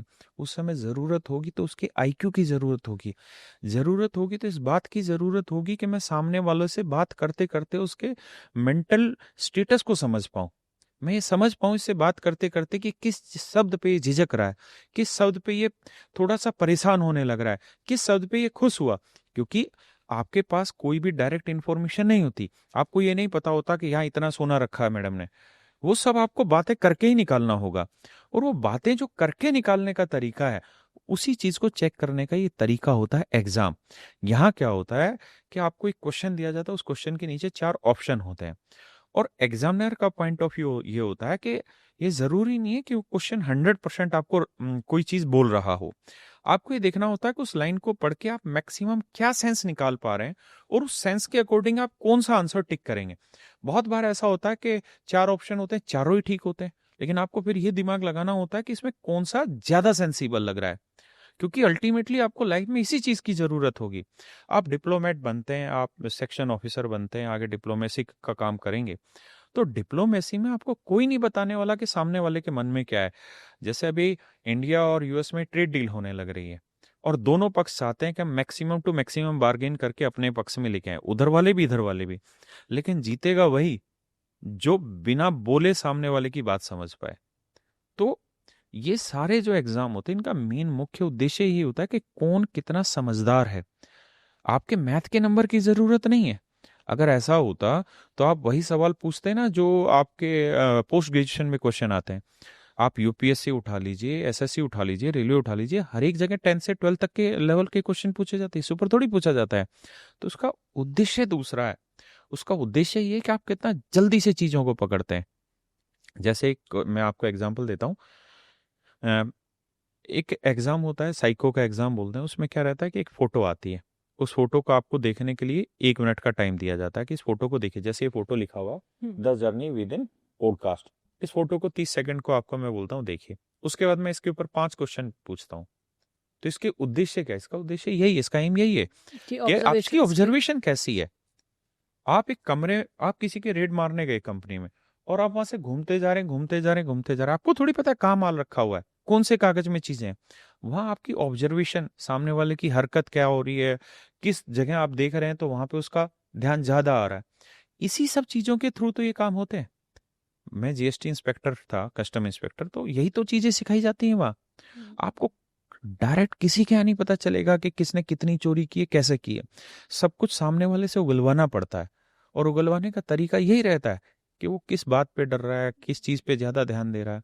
तो सब कुछ ऑब्जर्वेशन पे ध्यान देना, मतलब ऑब्जर्वेशन पे बात है सब कुछ। ये जो एग्जाम है, इसका दूसरा उद्देश्य ये है कि आप एट सडन एकदम से कोई नई प्रॉब्लम आती है तो उस पर कैसे फेस करते हैं। मान लीजिए मैं आपके इनकम टैक्स की रेट डालने आया, मैंने आपके ऊपर कोई क्वेश्चन दागा, आपने उसका क्वेश्चन का सॉल्यूशन इतना जानदार दे दिया और कुछ नया बता दिया, और अगर अब मैं सेकंड क्वेश्चन आप पे उसके क्रॉस नहीं कर पाया तो मेरी रेट फेल हो जाएगी। तो इसलिए जरूरी है कि मेरी वो अप्रोच हो कि मैं थोड़ा सा क्विक माइंडेड हूँ, शार्प माइंडेड हूँ। अगर मुझे सरप्राइज कर दिया जाए तो फिर मैं कैसे रिएक्ट करता हूँ, वो एबिलिटी को डेवलप कर पाना। तभी तो आपसे कुछ इन्फॉर्मेशन निकाल पाएंगे, क्योंकि लाइफ तो शॉक्स और सरप्राइजेस देती रहती है, लगातार देती है, प्रोफेशनली भी, पर्सनली भी। तो आप उस समय कौन से इंसान हो, क्या हो आप, और उसको कैसे टैकल करते हो। और इसी चीज में बोलते हैं ना मैथ्स में कि मैथ्स की यही अप्रोच काम आती है। बहुत सारे लोग क्या होते हैं कि जब कोई ऐसी रेड वगैरह होती है या कोई अधिकारी इंटरोगेशन होती है तो उसमें वो तुरंत भावुक हो जाते हैं और तुरंत जवाब दे देते हैं, जबकि यही वक्त सिखाता है कि थोड़ा शांत हो जाओ। वो हमें देख रहा है तो हम भी उसको देख सकते हैं। वो हमारे माइंड के साथ खेल रहा है, हम भी उसके माइंड के साथ खेल सकते हैं। इक्वली माइंड उसके पास भी, हमारे पास भी है। उसका ये रोज का काम हो सकता है, लेकिन हमारा ये पहला काम है। तो पहला काम है, तो जब आप कोई चीज पहली बार करते हैं ना, तो उसमें ज्यादा मतलब एनर्जी रहती है, ज्यादा ध्यान रहता है। वो इस काम को रोज कर रहा है, बोर भी हो गया होगा, लेकिन हम इस काम को पहली बार करें तो हम भी खेलते हैं इस चीज के साथ। तो बेसिकली वही ना, आप किस तरह से अप्रोच कर रहे हो। क्या आप डर रहे हो कि ये इनका रोज का काम है तो मैं क्या ही कर पाऊंगा, या फिर आप ये सोच रहे हो कि मेरे अंदर तो एक नई एनर्जी इस चीज को लेके शायद अभी आपने वो दृश्यम मूवी देखी होगी ना, दृश्यम पार्ट 1 2। हाँ मैंने देखी, तो उसमें 1 देखी है, मुझे 2 पता नहीं कौन सी हाँ, तो उसमें यही तो गेम हो रखा है, ऑब्जर्वेशन का। ऑब्जर्वेशन। अजय देवगन जो उसमें काम कर रहा है वो यही तो कर रहा है, ऑब्जर्वेशन का। उसने पुलिस वालों की सारी ऑब्जर्वेशन नोट डाउन की है, फिल्म में देख देख के कि कैसे काम करते हैं, रियल में बात करके, और हर बार वो बच जाता है, अपने परिवार को बचा लेता है। सर अब बहुत सारी बातें कर ली है ना, स्टूडेंट्स के लिए बहुत कुछ इस एपिसोड से सीखने के लिए है, और जो भी इस एपिसोड को देख रहा है उनके लिए एक्चुअली बहुत कुछ इस एपिसोड से लेने के लिए है। बहुत सारे छोटी छोटी स्टोरीज के थ्रू आपने इंपॉर्टेंट लाइफ के डिस्टिंक्शन यहाँ पर शेयर किए हमारे साथ। जाते जाते एक आखिरी सवाल जो मैं अपने हर गेस्ट से पूछती हूँ, और वो ये है कि उनकी सक्सेस की परिभाषा क्या है। आपने ना अपनी पर्सनल लाइफ में इतने सारे सक्सेस देखे, फेलियर्स देखे। सबसे पहले तो मैं चाहूंगी कि आप अपना कोई बहुत ही बड़ा फेलियर भी यहाँ पे शेयर करें, और इस सब से उतार चढ़ाव में आपने सक्सेस को किस तरह से समझा है, कैसे आका है। देखिए, एक एज थी जिस एज में मैं अपने टारगेट डिसाइड करता था कि मुझे पैसे के रूप में, मुझे फेम के रूप में इतनी कामयाबी चाहिए, मुझे इस टाइम पे होना चाहिए। तो वहाँ पे मुझे बहुत बार ऐसा हुआ कि मैं फेल हुआ, बहुत बार ऐसा हुआ पास हुआ, लेकिन एक टाइम के बाद मुझे उन चीज़ों पर हंसी आई कि मैं कितना पागल था कि मैं इन चीज़ों को फेम में रखता था। अभी मेरा एक सिंपल सा टारगेट ये है कि मैं आने वाली जनरेशन को, देखिए हर कोई आज के लिए कमा रहा है, मैं लालची हूँ, अब मैं अपने ऊपर के काम के लिए कमा रहा हूँ। जिस दिन ऊपर जाऊं तो मुझे ये सुकून हो कि मैंने कुछ किया है। तो मेरी अब कोशिश ये है कि जो सरस्वती माता ने मुझे जो कला दी है, मैं इसी कला के थ्रू, इसी आर्ट के थ्रू, मैं सारे बच्चों को जो गलत दिशा में जाने लग रहे हैं, मैं उनको धीरे धीरे मोटिवेट करूं, कुछ अच्छी बातें बताऊं, और उन्हीं तरीकों से बताऊं जो तरीके बच्चे आज के समय में सबसे जल्दी एक्सेप्ट कर लेते हैं। तो मेरा पहला टारगेट ये है। दूसरा, लाइफ में फेल्योर बहुत आए, बहुत जगह आए, बहुत जगह ऐसा भी हुआ कि हमने जिस पर बहुत कुछ विश्वास किया उसने हमारे साथ उतना दगा भी दिया और वो चीज़ नहीं की। उस समय बहुत बुरा लगा, लेकिन एक टाइम के बाद पता चला कि इस लाइफ में ना तो कोई परमानेंट दोस्त होता, ना कोई दुश्मन होता, और हर बार जो हमारा वर्जन होता है वो सही नहीं होता है। कई बार जब दूसरे के दुख को हम जानेंगे कि उसने हमारे साथ ऐसा क्यों किया, तो शायद हम वहाँ सोचते थे कि यार इसको एक बार गले लगा लेता तो ये पैदा ही नहीं होती बीमारी। तो धीरे धीरे सीखें कि मन में कुछ पालना गलत है, दुश्मन मानना गलत है, दुश्मन बनाना गलत है। हमें हर हाल में एक टाइम के बाद माफ करके आगे बढ़ने की कला सीखनी होगी। अपने जो अपोजिशन के विचार हैं या अपने खिलाफ जो विचार है उनको सुनना पड़ेगा, समझना पड़ेगा। तो मुझे वही लगता है कि लाइफ का यही टारगेट है कि आप लाइफ को स्मूथ चलाते रहिए। मेरी अब इच्छा है कि मैं रिटायर नहीं होना चाहता, मैं लगातार काम करना चाहता हूँ, लेकिन काम के पेस को डाउन करना चाहता हूँ धीरे धीरे, लेकिन उसको और क्वालिटी वाइज लेना चाहता हूँ जिससे समाज का भला हो। ये मेरी इच्छा है। और मैं इस पॉडकास्ट के थ्रू भी बच्चों को ही कहूँगा कि आप जरूर हमारी कमियां बताएं, खासकर मेरी कमियां इन कमेंट्स में जरूर लिखें। आप बताइए कि कौन कौन सी ऐसी चीजें हैं जो हमें और अच्छे तरीके से आप तक पहुंचानी चाहिए, कौन सी ऐसी बातें हैं जो स्टूडेंट्स की प्रॉब्लम हम आपके साथ शेयर नहीं कर पाए। देखिए बहुत सारे स्टूडेंट्स होते हैं और वो सिर्फ ये चाहते हैं कि हमारी बातें सुन लें, लेकिन आप ये समझिए कि अगर आप कमेंट्स करके अपनी प्रॉब्लम लिखते हैं ना, तो मैं सुन ही रहा हूँ, मैडम सुन ही रही हैं उन सारी चीज़ों को, और बहुत जल्दी हम इंडिविजुअली आपकी एक एक प्रॉब्लम को भी सोल्व करेंगे। सर, हम सभी जो ऑनलाइन प्लेटफॉर्म्स पर हैं, आप भी यूट्यूब पर हैं, मैं भी यूट्यूब पर हूँ, हम इसी मंशा से हैं कि कहीं ना कहीं हम at least at this stage of life, शायद पहले जो भी हम जिस भी मोटिव से आप कमाना करना शुरू करते हो, अगर आप अपने आप को ग्रो करने का मौका दे रहे हो लाइफ में, तो वो चेंज होते रहते हैं धीरे धीरे। तो आज जिस पड़ाव पे हम दोनों हैं, कहीं ना कहीं यही एम है कि हम किस तरह से लोगों को लाइफ में एक डायरेक्शन देने में मदद कर पाएं, एक नया पर्सपेक्टिव उनके सामने रख पाएं। बाकी वो उसमें कितना अप्लाई करें ना करें, कितना ले ना लें, वो उनकी इच्छा है। तो जैसा कि आपने ऑलरेडी अपील कर दी है, मैं आपको सर थैंक यू करना चाहूँगी थैंक यू कि आपने इतना टाइम निकाला, आप आए, और एक बहुत ही वैल्यू एडेड कॉन्वर्जेशन हमने यहाँ पे किया है, जिससे स्टूडेंट्स को और बाकी जो भी लोग इसे देख रहे हैं उनको काफ़ी कुछ सीखने को मिलेगा। So thank you for coming on the podcast. Thank you ma'am, thank you. And जो व्यूअर्स हमारे हैं, thank you for watching this podcast. I am sure इस पॉडकास्ट में आपको बहुत ज़्यादा मज़ा आया होगा। लर्निंग तो हुई ही है, लेकिन साथ ही साथ एक बहुत इंटरेस्ट आपका पैदा हुआ होगा, नॉट जस्ट मैथ्स में बट ज़िंदगी में, कि हमें लाइफ को सॉल्व कैसे करना है। मैथ्स की इक्वेशंस को सॉल्व कराते कराते सर ने हमें लाइफ को सॉल्व करने के बहुत सारी ब्यूटीफुल डिस्टिंक्शंस दे दिए हैं। अगर आपके कुछ सवाल हैं तो आप उन्हें कमेंट सेक्शन में ज़रूर लिखिएगा। हम हर एक कमेंट को पढ़ते हैं और बहुत सीरियसली लेते हैं, चाहे हम उसका जवाब वहाँ पे ना कर पाएँ, लेकिन I take it very seriously and I make it my mission कि मैं अगले एपिसोड्स में उन सवालों के जवाब आपके लिए खोज कर लाने की कोशिश कर सकूँ। Thank you for watching this episode. मैं आपसे मिलूंगी अगले एपिसोड में।